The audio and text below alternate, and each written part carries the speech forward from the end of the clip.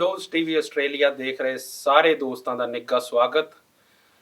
ਇੱਕ ਵਾਰ ਫਿਰ ਹਾਜ਼ਰ ਹਾਂ ਜੀ ਲੈ ਕੇ ਪ੍ਰੋਗਰਾਮ ਸਾਡੇ ਮਸਲੇ ਸਾਡੇ ਹੱਲ। ਮੈਂ ਹਾਂ ਜੀ ਦੇਵ ਸਿੱਧੂ ਤੇ ਹਰ ਵਾਰ ਦੀ ਤਰ੍ਹਾਂ ਮੇਰਾ ਸਾਥ ਦੇਣਗੇ ਜੀ ਦਲਜੀਤ ਸਿੰਘ ਜੀ। ਸੋ ਆਓ ਸਭ ਤੋਂ ਪਹਿਲਾਂ ਉਹਨਾਂ ਦਾ ਸਵਾਗਤ ਕਰੀਏ। ਦਲਜੀਤ ਸਿੰਘ ਜੀ ਪਿਆਰ ਭਰੀ ਸਤਿ ਸ਼੍ਰੀ ਅਕਾਲ ਤੇ ਨਿੱਘਾ ਸਵਾਗਤ ਜੀ ਪ੍ਰੋਗਰਾਮ 'ਚ। ਸਤਿ ਸ਼੍ਰੀ ਅਕਾਲ ਸਾਰੇ ਇੰਡੋਜ਼ ਟੀਵੀ ਦੇਖ ਰਹੇ ਸਰੋਤਿਆਂ ਦਾ, ਦਰਸ਼ਕਾਂ ਦਾ ਬਹੁਤ-ਬਹੁਤ ਸਵਾਗਤ ਹੈ ਇਸ ਪ੍ਰੋਗਰਾਮ ਦੇ ਵਿੱਚ ਸਾਡੇ ਮਸਲੇ ਸਾਡੇ ਹੱਲ ਦੇ ਵਿੱਚ ਜੀ। ਤੇ ਅੱਜ ਮਸਲੇ ਲੈ ਕੇ ਆਏ ਆ ਕੁਛ ਨਾ ਕੁਛ ਤੇ ਗੱਲ ਜਿਹੜੀ ਅੱਗੇ ਵਧਾਉਂਦੇ ਆ। ਬਿਲਕੁਲ। ਸੋ ਦੋਸਤੋ ਹਰ ਵਾਰ ਆਪਾਂ ਕੁਝ ਕੁ ਮਸਲੇ ਜਿਹੜੇ ਅਖਬਾਰਾਂ ਦੀਆਂ ਸੁਰਖੀਆਂ ਬਣਦੇ ਆ ਉਹਨਾਂ ਤੇ ਗੱਲ ਕਰਦੇ ਆ ਜੀ। ਸੋ ਅੱਜ ਸਭ ਤੋਂ ਪਹਿਲਾਂ ਆਪਾਂ ਗੱਲ ਕਰਦੇ ਆ ਜੀ ਦਲਜੀਤ ਸਿੰਘ ਜੀ ਕਿ ਇੱਕ ਆਪਣੇ ਭਾਰਤ ਦੇ ਸਪ੍ਰਿੰਟ ਰਨਰ ਨੇ ਜੀ ਜਿਨ੍ਹਾਂ ਦਾ ਨਾਮ ਹੈ ਹੀਮਾ ਦਾਸ ਤੇ ਉਹ ਅਸਾਮ ਤੋਂ ਆਉਂਦੇ ਆ। ਸੋ ਉਹਨਾਂ ਨੇ ਪਿਛਲੇ ਦਿਨੀ 5ਵਾਂ 골ਡ ਮੈਡਲ ਜਿੱਤ ਕੇ ਭਾਰਤ ਦਾ ਸਿਰ ਉੱਚਾ ਕੀਤਾ ਜੀ। ਪਰ ਮੈਂ ਦੇਖ ਰਿਹਾ ਸੀ ਕਿ ਭਾਰਤੀ ਮੀਡੀਆ ਦੇ ਕਿਸੇ ਵੀ ਚੈਨਲ ਤੇ ਉਹਨਾਂ ਦਾ ਬਣਦਾ ਮਾਨ ਸਨਮਾਨ ਨਹੀਂ ਦਿੱਤਾ ਗਿਆ। ਕੀ ਇਸ ਦਾ ਕਾਰਨ ਇਹ ਹੈ ਕਿ ਉਹ ਦਲਿਤ ਆ ਜਾਂ ਕੀ ਇਸ ਦੇ ਕਾਰਨ ਇਹਦੇ ਮਗਰ ਕਾਰਨ ਕੀ ਹੈ, ਕੀ ਕਹਿਣਾ ਚਾਹੋਗੇ ਜੀ? ਜੀ, ਸਭ ਤੋਂ ਪਹਿਲਾਂ ਤਾਂ ਬਹੁਤ-ਬਹੁਤ ਵਧਾਈ ਸਾਰੇ ਦੇਸ਼ ਵਾਸੀਆਂ ਨੂੰ ਜਿਨ੍ਹਾਂ ਨੇ ਕਿ ਪ੍ਰਸੰਨਤਾ ਜਿਹੜੀ ਆ ਸਾਨੂੰ ਦਿੱਤੀ ਆ ਹੀਮਾ ਦਾਸ ਨੇ, ਕਿਉਂਕਿ ਬਹੁਤ ਸਾਰੀਆਂ ਦੇਖੋ ਨੈਗੇਟਿਵ ਖਬਰਾਂ ਹੁੰਦੀਆਂ ਜਾਂ ਜਿਹੜੀਆਂ ਮਨ ਨੂੰ ਜਿਹੜੀਆਂ ਚਿੰਤਾ ਦਿੰਦੀਆਂ ਨੇ, ਜੋ ਵੀ ਸਾਡੀਆਂ ਖਬਰਾਂ ਦੇ ਵਿੱਚ ਨਿਊਜ਼ ਦੇ ਵਿੱਚ ਚੱਲਦਾ। ਪਰ ਇੱਕ ਕੁਛ ਆਵਾਜ਼ ਆਉਂਦੀ ਆ ਜਿਹੜੀ ਬੜਾ ਸਕੂਨ ਦਿੰਦੀ ਆ ਇਹੋ ਜਿਹੀਆਂ ਖਬਰਾਂ ਜੀ। ਖਾਸ ਤੌਰ ਤੇ ਹੀਮਾ ਦਾਸ ਦੀ ਜਿਹੜੀ ਖਬਰ ਆ ਉਹ ਇੱਕ ਬੜਾ ਸਕੂਨ ਦੇਣ ਵਾਲੀ ਆ, ਕਿਉਂਕਿ ਇੰਡੋਜ਼ ਟੀਵੀ ਦੇ ਉੱਤੇ ਹੁਣ ਤੱਕ ਅਸੀਂ ਕੋਈ 5-6 ਜਿਹੜੇ ਆ ਖਿਡਾਰੀਆਂ ਦੇ ਨਾਲ ਮਿਲੇ ਆ, ਸਪੈਸ਼ਲੀ ਜਿਹੜੇ ਪੰਜਾਬ ਤੋਂ ਜਾਂ ਹਰਿਆਣੇ ਤੋਂ ਸਾਡੇ ਖਿੱਤੇ ਤੋਂ ਇੱਥੇ ਆਏ ਸੀ ਜੀ। ਤੇ ਉਹਨਾਂ ਨੇ ਦੱਸਿਆ ਸੀ ਵੀ ਸਾਡੀਆਂ ਖੇਡਾਂ ਦੇ ਵਿੱਚ ਜਿਹੜੀਆਂ ਸਹੂਲਤਾਂ ਤੋਂ ਇੰਨੇ ਜ਼ਿਆਦਾ ਵਾਂਝੇ ਨੇ ਖਿਡਾਰੀ ਕਿ ਉਹ ਆਪਣੇ ਲੈਵਲ ਦੇ ਉੱਤੇ ਜਿਹੜੇ ਅੱਗੇ ਵੱਧ ਰਹੇ ਆ। ਹੁਣ ਜਿੱਦਾਂ ਤੁਸੀਂ ਗੱਲ ਕੀਤੀ ਕਿ ਮੀਡੀਆ ਨੇ ਕਵਰੇਜ ਨਹੀਂ ਦਿੱਤੀ, ਅਸਲ ਵਿੱਚ ਮੀਡੀਆ ਚਾਹੁੰਦਾ ਆ ਚਕਾਚੌਂਧ, ਕਿ ਚਕਾਚੌਂਧ ਹੋਵੇ ਜਿਹਦੇ ਵਿੱਚ ਪੈਸਾ ਹੋਵੇ, ਪੈਸਾ ਵੱਧਦਾ ਹੋਵੇ। ਖਾਸ ਤੌਰ ਤੇ ਕ੍ਰਿਕਟ ਮੈਨੂੰ ਲੱਗਦਾ ਵੀ ਜੇ ਅਸੀਂ 1980-85 ਦੇ ਦਹਾਕੇ ਵੱਲ ਨੂੰ ਜਾਈਏ ਉਦੋਂ ਮੈਚ ਚੱਲਦੇ ਹੁੰਦੇ ਸੀ ਸਿੱਧੂ ਸਾਹਿਬ ਤੇ ਕੋਈ ਦੇਖਣਾ ਲਾਇਕ ਹੀ ਨਹੀਂ ਸੀ ਕਰਦਾ। ਇਹ ਇੱਕਦਮ ਹੀ ਇੱਕ ਉਭਾਰ ਲਿਆਂਦਾ ਗਿਆ ਇੱਕ ਪਹਿਲਾਂ, ਕਿਉਂਕਿ ਹਾਕੀ ਵੱਲ ਨੂੰ ਬਹੁਤ ਜ਼ਿਆਦਾ ਰੁਝਾਨ ਸੀ ਆਪਣੇ ਪੰਜਾਬੀਆਂ ਦਾ ਵੀ। ਸੰਸਾਰਪੁਰ ਪਿੰਡ ਹੁੰਦਾ ਸੀ ਜਲੰਧਰ ਦੇ ਕੋਲ, ਤੇ ਉੱਥੇ ਦਾ ਜਾਣੀ ਵੀ ਜਿੱਦਾਂ ਕਹਿ ਲਓ ਬਈ ਹਰ ਘਰ ਦੇ ਵਿੱਚ ਖਿਡਾਰੀ ਸੀ ਹਾਕੀ। ਇਹ ਖਿੱਤਾ ਸੀਗਾ ਜਿਹੜਾ ਕਿ ਮੰਨਿਆ ਜਾਂਦਾ ਸੀ ਜਲੰਧਰ ਦਾ ਏਰੀਆ ਹਾਕੀ ਦੇ ਲਈ। ਏਦਾਂ ਹੀ ਜਿਹੜਾ ਮਾਲਪੁਰ ਦਾ ਏਰੀਆ, ਹੁਸ਼ਿਆਰਪੁਰ ਦਾ ਏਰੀਆ, ਇਹ ਫੁੱਟਬਾਲ ਲਈ ਬੜਾ ਜਾਣਿਆ ਜਾਂਦਾ ਸੀ। ਪਰ ਇੱਕ ਮੀਡੀਆ ਜਿਹੜਾ ਆ ਇੱਕ ਬੜੀ ਅਹਿਮ ਭੂਮਿਕਾ ਨਿਭਾਉਂਦਾ ਆ ਕਿਸੇ ਵੀ ਸੱਭਿਆਚਾਰ ਨੂੰ, ਕਿਸੇ ਗੇਮ ਨੂੰ, ਲੋਕਾਂ ਨੂੰ ਇੱਕ ਪਾਸੇ ਤੋਂ ਲਾਉਣ ਨੂੰ ਦੂਜੇ ਪਾਸੇ। ਉਹ ਇਹੀ ਕਾਰਨ ਆ ਕਿ ਮੀਡੀਆ ਨੇ ਹੋਰ ਕਿਸੇ ਗੇਮ ਨੂੰ ਉੱਠਣਾ ਹੀ ਨਹੀਂ ਦਿੱਤਾ। ਜੇ ਅਸੀਂ ਪਹਿਲੀਆਂ ਵੀ ਗੱਲਾਂ ਅਸੀਂ ਕਰੀਏ ਕਿਸੇ ਗੇਮ ਨੂੰ, ਜੇ ਕਹੀਏ ਬਈ ਜਦੋਂ ਤਾਂ ਕੋਈ ਮੈਡਲ ਜਿੱਤ ਜਾਂਦਾ ਉਦੋਂ ਕਿ 4 ਦਿਨ ਸੁਰਖੀਆਂ ਰਹਿੰਦੀਆਂ, ਅਦਰਵਾਈਜ਼ ਪੁੱਛਿਆ ਨਹੀਂ ਜਾਂਦਾ। ਹੁਣ ਹੀਮਾ ਦਾਸ ਵੈਸੇ ਚਲੋ ਉਨਾ ਚਿਰ ਤੱਕ ਸੁਰਖੀਆਂ 'ਚ ਨਹੀਂ ਆਈ ਜਿੰਨਾ ਚਿਰ ਤੱਕ ਇਹਨੇ 4 ਜਿਹੜੇ 골ਡ ਮੈਡਲ ਆ ਉਹ ਜਿੱਤ ਨਹੀਂ ਜਿੱਤ। ਹੁਣ ਤਾਂ ਚਲੋ 5 ਜਿੱਤ ਲੈ, ਪਰ 4 ਤੋਂ ਪਹਿਲਾਂ ਥੋੜਾ ਬਹੁਤਾ ਸੋਸ਼ਲ ਮੀਡੀਆ ਦੇ ਉੱਤੇ ਚੱਲ ਰਿਹਾ ਸੀ ਵੀ ਉਹਨੇ 골ਡ ਮੈਡਲ ਜਿਹੜਾ ਜਿੱਤਿਆ। ਪਰ ਆਪਾਂ ਯਾਦ ਕਰੀਏ ਵੀ ਜਿਹੜੀਆਂ ਜਕਾਰਤਾ ਦੇ ਵਿੱਚ ਏਸ਼ੀਅਨ ਗੇਮਸ ਹੋਈਆਂ ਉਹਦੇ ਵਿੱਚ ਉਹਨਾਂ ਨੇ ਜਿਹੜਾ 골ਡ ਮੈਡਲ ਜਿੱਤਿਆ ਸੀ ਤੇ ਉੱਥੇ ਦਾ ਨੈਸ਼ਨਲ ਰਿਕਾਰਡ ਵੀ ਬਣਾਇਆ ਸੀ। ਪਰ ਮੈਨੂੰ ਲੱਗਦਾ ਵੀ ਉਦੋਂ ਕੋਈ ਜਾਣਦਾ ਹੀ ਨਹੀਂ ਸੀ ਹੀਮਾ ਦਾਸ ਨੂੰ। ਬਿਲਕੁਲ ਨੈਸ਼ਨਲ ਰਿਕਾਰਡ ਉਹਨਾਂ ਦੇ ਨਾਂ ਹੈ। ਬਿਲਕੁਲ। ਤੇ ਕਿਸੇ ਵੇਲੇ ਜਿੱਦਾਂ ਬੜਾ ਇੱਕ ਆਦਿਵਾਸੀ ਕਬੀਲਾ ਅਸਾਮ ਦਾ ਜਿੱਥੇ ਇਹ ਬੱਚੀ ਪੈਦਾ ਹੋਈ ਆ, ਉੱਥੇ ਦੇ ਜਿਹੜੇ ਆਦਿਵਾਸੀ ਜਿਹੜੇ ਲੋਕ ਆ ਜਿਨ੍ਹਾਂ ਦੇ ਨਾਲ ਅਜੇ ਵੀ ਧੱਕਾ ਹੁੰਦਾ, ਉਹਨਾਂ ਨੂੰ ਬਹੁਤਾ ਜਿਹੜਾ ਆ ਪੁੱਛਿਆ ਨਹੀਂ ਜਾਂਦਾ, ਅੱਗੇ ਆਉਣ ਨਹੀਂ ਦਿੱਤਾ ਜਾਂਦਾ, ਜਾਂ ਉਹਨਾਂ ਨੂੰ ਸਹੂਲਤਾਂ ਉਹੋ ਜਿਹੀਆਂ ਜਿਹੜੀਆਂ ਦਿੱਤੀਆਂ ਨਹੀਂ ਜਾਂਦੀਆਂ। ਅਸੀਂ ਉਸ ਦੇਸ਼ ਵਿੱਚ ਪੈਦਾ ਹੋਏ ਆ ਜਿੱਥੇ ਮਨੂ ਤੁਲਸੀਦਾਸ ਵਰਗੇ ਜਿਹੜੇ ਕਹਿੰਦੇ ਆ ਕਿ ਜਿਹੜੀਆਂ ਔਰਤਾਂ ਆ ਇਹ ਪੈਰਾਂ ਦੀਆਂ ਜੁੱਤੀਆਂ। ਬਿਲਕੁਲ। ਤੇ ਖਾਸ ਤੌਰ ਤੇ ਜਿਹੜੇ ਸਮਾਜ ਅਜੇ ਵੀ ਪਛੜੇ ਹੋਏ ਆ, ਜਿਹੜੇ ਕਿ ਆਦਿਵਾਸੀ ਆ, ਜਿਹੜੇ ਜੰਗਲਾਂ ਦੇ ਵਿੱਚ ਰਹਿੰਦੇ ਆ ਜਾਂ ਜਿਨ੍ਹਾਂ ਕੋਲ ਅਜੇ ਜਿਹੜੀਆਂ ਆਧੁਨਿਕ ਸਹੂਲਤਾਂ ਨਹੀਂ ਹੈਗੀਆਂ, ਉਹਨਾਂ ਦੇ ਵਿੱਚੋਂ ਉੱਠ ਕੇ ਐਡੇ ਉੱਚੇ ਪੱਧਰ ਦੇ ਉੱਤੇ ਜਾਣਾ ਇਹ ਬਹੁਤ ਇੱਕ ਵੱਡੀ ਗੱਲ ਹੈ। ਹੁਣ ਜਿਸ ਕੁੜੀ ਦੇ ਕੋਲ ਪੈਰਾਂ ਦੇ ਵਿੱਚ ਕਹਿੰਦੇ ਆ ਵੀ ਬੂਟ ਵੀ ਹੈ ਨਹੀਂ, ਬੜਾ ਗਰੀਬੀ ਵਾਲਾ, ਹੁਣ ਵੀ ਤੁਸੀਂ ਦੇਖੋ ਵੀ ਜਿੱਦਣ ਇੱਕ ਵੀਡੀਓ ਜਿਹੜੀ ਘੁੰਮ ਰਹੀ ਆ ਜਦੋਂ ਉਹਨੇ 골ਡ ਮੈਡਲ ਜਿੱਤਿਆ, ਕਿੰਨਾ ਪਰਿਵਾਰ ਦੇ ਹਾਲਾਤ ਦੇਖੋ, ਫਿਰ ਪਿਆਰ ਦੇਖੋ, ਸਨਮਾਨ ਦੇਖੋ ਜਿਹੜਾ ਉਹ ਪਰਿਵਾਰ ਜਿਹੜਾ ਸ਼ੋਅ ਕਰ ਰਿਹਾ ਕਿ ਉਹ ਜਿਹੜਾ ਕਿੰਨੀਆਂ ਤੰਗੀਆਂ ਤਰੋਸ਼ੀਆਂ ਦੇ ਵਿੱਚ ਜਿਹੜਾ ਉਹਨੂੰ ਅੱਗੇ ਪਹੁੰਚਾਇਆ। ਹੁਣ ਇੱਥੇ ਮੈਂ ਕੋਟ ਜਿਹੜਾ ਜ਼ਰੂਰ ਕਰੂੰਗਾ ਪੀਟੀ ਊਸ਼ਾ ਨੂੰ, ਕਿ ਪੀਟੀ ਊਸ਼ਾ ਜਿਹੜੀ ਆ ਉਹ ਵੀ ਬਿਲਕੁਲ ਇਹੀ ਇਦਾਂ ਹੀ ਜਿਹੜੀ ਅੱਗੇ ਵਧੀ ਸੇਮ ਤਕਨੀਕ ਦੇ। ਉਹ ਵੀ ਉਦੋਂ ਤੱਕ ਨਹੀਂ ਜੇ ਸੁਰਖੀਆਂ ਚ ਆਈ ਹਾਂਜੀ। ਜਦੋਂ ਤੱਕ 1986 ਦੇ ਵਿੱਚ ਸ਼ਾਇਦ ਜਿਹੜੀਆਂ ਏਸ਼ੀਅਨ ਗੇਮਸ ਹੋਈਆਂ ਹਾਂਜੀ ਹਾਂਜੀ ਉਹਦੇ ਵਿੱਚ 4 ਜਦੋਂ ਚਿਰ ਤੱਕ ਉਹਨੇ ਮੈਡਲ ਨਹੀਂ ਮੈਡਲ ਜਿੱਤੇ ਜਿੱਤ ਬਿਲਕੁਲ ਹਨਾ ਤੇ 5 ਟੋਟਲ ਸੀ, ਬਿਲਕੁਲ 4 ਉਹਦੇ ਕੱਲੀ ਦੇ ਸੀ। ਹਾਂਜੀ 200 400 ਫਿਰ ਉਹ ਬਿਲਕੁਲ, ਮਿਕਸ ਜਿਹੜੇ ਆ ਬਿਲਕੁਲ। ਤੇ ਇਹ ਜਿਹੜੀ ਹਿਮਾ ਦਾਸ ਹੈ ਵੀ 200 400 ਜਿਹੜੀ ਮੀਟਰ ਆ ਜੀ। ਇਹ ਦੌੜਦੀ ਆ ਜੀ ਤੇ ਨੈਸ਼ਨਲ ਜਿਹੜਾ ਰਿਕਾਰਡ ਆ ਉਹ ਹੈਗਾ ਆ। ਜੀ ਯਾਨੀ ਇੱਕ ਤਰ੍ਹਾਂ ਦੇ ਨਾਲ ਪੀਟੀ ਊਸ਼ਾ ਜਿਹੜੀ ਆ ਉਹ ਪਹਿਲੀ ਜਿਹੜੀ ਕੁੜੀ ਸੀ ਜਿਹੜੀ ਜਵਾਨ ਦੇ ਉੱਤੇ ਚੜੀ ਸੀ ਮਿਲਖਾ ਸਿੰਘ ਤੋਂ ਬਾਅਦ। ਜੀ ਜੀ ਬਿਲਕੁਲ ਮਿਲਖਾ ਸਿੰਘ ਦਾ ਨਾਂ ਅਸੀਂ ਛੋਟੇ ਹੁੰਦੇ ਸੁਣਦੇ ਹੁੰਦੇ ਸੀ ਵੀ ਮਿਲਖਾ ਸਿੰਘ ਜਿਹੜਾ ਬਹੁਤ ਬਈ ਪਲੇਅਰ ਹੈ। ਬਿਲਕੁਲ ਕਿਸੇ ਕ੍ਰਿਕਟਰ ਦਾ ਕਿਸੇ ਹੋਰ ਦਾ ਨਾਂ ਨਹੀਂ ਸੀ ਹੁੰਦਾ। ਜੀ ਜਾਂ ਬਲਵੀਰ ਸਿੰਘ ਕਹਿੰਦੇ ਹੁੰਦੇ ਸੀ, ਪ੍ਰਗਟ ਸਿੰਘ ਵਗੈਰਾ ਦੀ ਗੱਲ ਹੁੰਦੀ ਸੀ ਤੇ ਜਦੋਂ ਹਾਕੀ ਦੀ ਗੱਲ ਹੁੰਦੀ ਸੀ ਤੇ ਜਦੋਂ ਪੀਟੀ ਊਸ਼ਾ ਜਿਹੜੀ ਕਿ ਸਾਡੇ ਪੰਜਾਬ ਦੀ ਵੀ ਨਹੀਂ ਹਾਂਜੀ ਪਰ ਉਹਦਾ ਨਾਂ ਸੀ, ਨਾਮ ਸੀ ਬਿਲਕੁਲ ਉਸ ਵੇਲੇ ਪੂਰਾ ਉਹਦਾ ਨਾਂ ਲਿਆ ਜਾਂਦਾ ਬਿਲਕੁਲ ਬਿਲਕੁਲ ਤੇ ਉਸ ਤੋਂ ਬਾਅਦ ਉਹ ਗਾਇਬ ਹੀ ਹੋ ਗਈ। ਜੀ ਪਦਮ ਸ਼੍ਰੀ ਇੱਕ ਦੇ ਦਿੱਤਾ ਗਿਆ, ਪਦਮ ਭੂਸ਼ਣ ਵੀ ਦਿੱਤਾ ਗਿਆ, ਬਿਲਕੁਲ ਬਿਲਕੁਲ ਪਦਮ ਸ਼੍ਰੀ ਦਿੱਤਾ ਗਿਆ ਜੀ ਤੇ ਉਸ ਤੋਂ ਬਾਅਦ ਨਾ ਉਹਨੂੰ ਕੋਈ ਖੇਡ ਮੰਤਰੀ, ਜਦ ਕਿ ਚਾਹੀਦਾ ਤੇ ਇਹ ਸੀ ਹਾਂਜੀ ਵੀ ਜਿਹਨੇ ਉਹਨੂੰ ਉਹ ਤੋਂ ਪੁੱਛਿਆ ਜਾਂਦਾ, ਉਹਦੇ ਤਜਰਬੇ ਤੋਂ ਲਾਹਾ ਲਿਆ ਜਾਂਦਾ ਬਿਲਕੁਲ ਵੀ ਤੇਰੇ ਵਰਗੇ ਜਿਹੜੇ ਆ 90% ਪਲੇਅਰ ਆ ਉਹਦੇ ਜੀ ਹਨਾ 10% ਆਪਾਂ ਕਹਿੰਦੇ ਆ ਕਹਿ ਸਕਦੇ ਆ ਜਿਹਨਾਂ ਕੋਲ ਸਹੂਲਤਾਂ ਪੂਰੀ ਬਿਲਕੁਲ ਬਿਲਕੁਲ ਵੀ 90% ਤੂੰ ਕਿਹਨਾਂ ਹਾਲਾਤਾਂ ਦੇ ਵਿੱਚ ਮੈਡਲ ਜਿੱਤੇ, ਜੀ ਤੂੰ ਸਾਨੂੰ ਰਹਿਮਾਈ ਕਰ, ਬਿਲਕੁਲ ਤੂੰ ਅੱਗੇ ਵੱਧ, ਤਜਰਬੇ ਦਾ ਉਸਦੇ ਤਜਰਬੇ ਦਾ ਲਾਭ ਲਿਆ ਜਾ ਹਾਂ ਸਕਦਾ ਲਾਭ ਲਿਆ ਜਾ ਸਕਦਾ।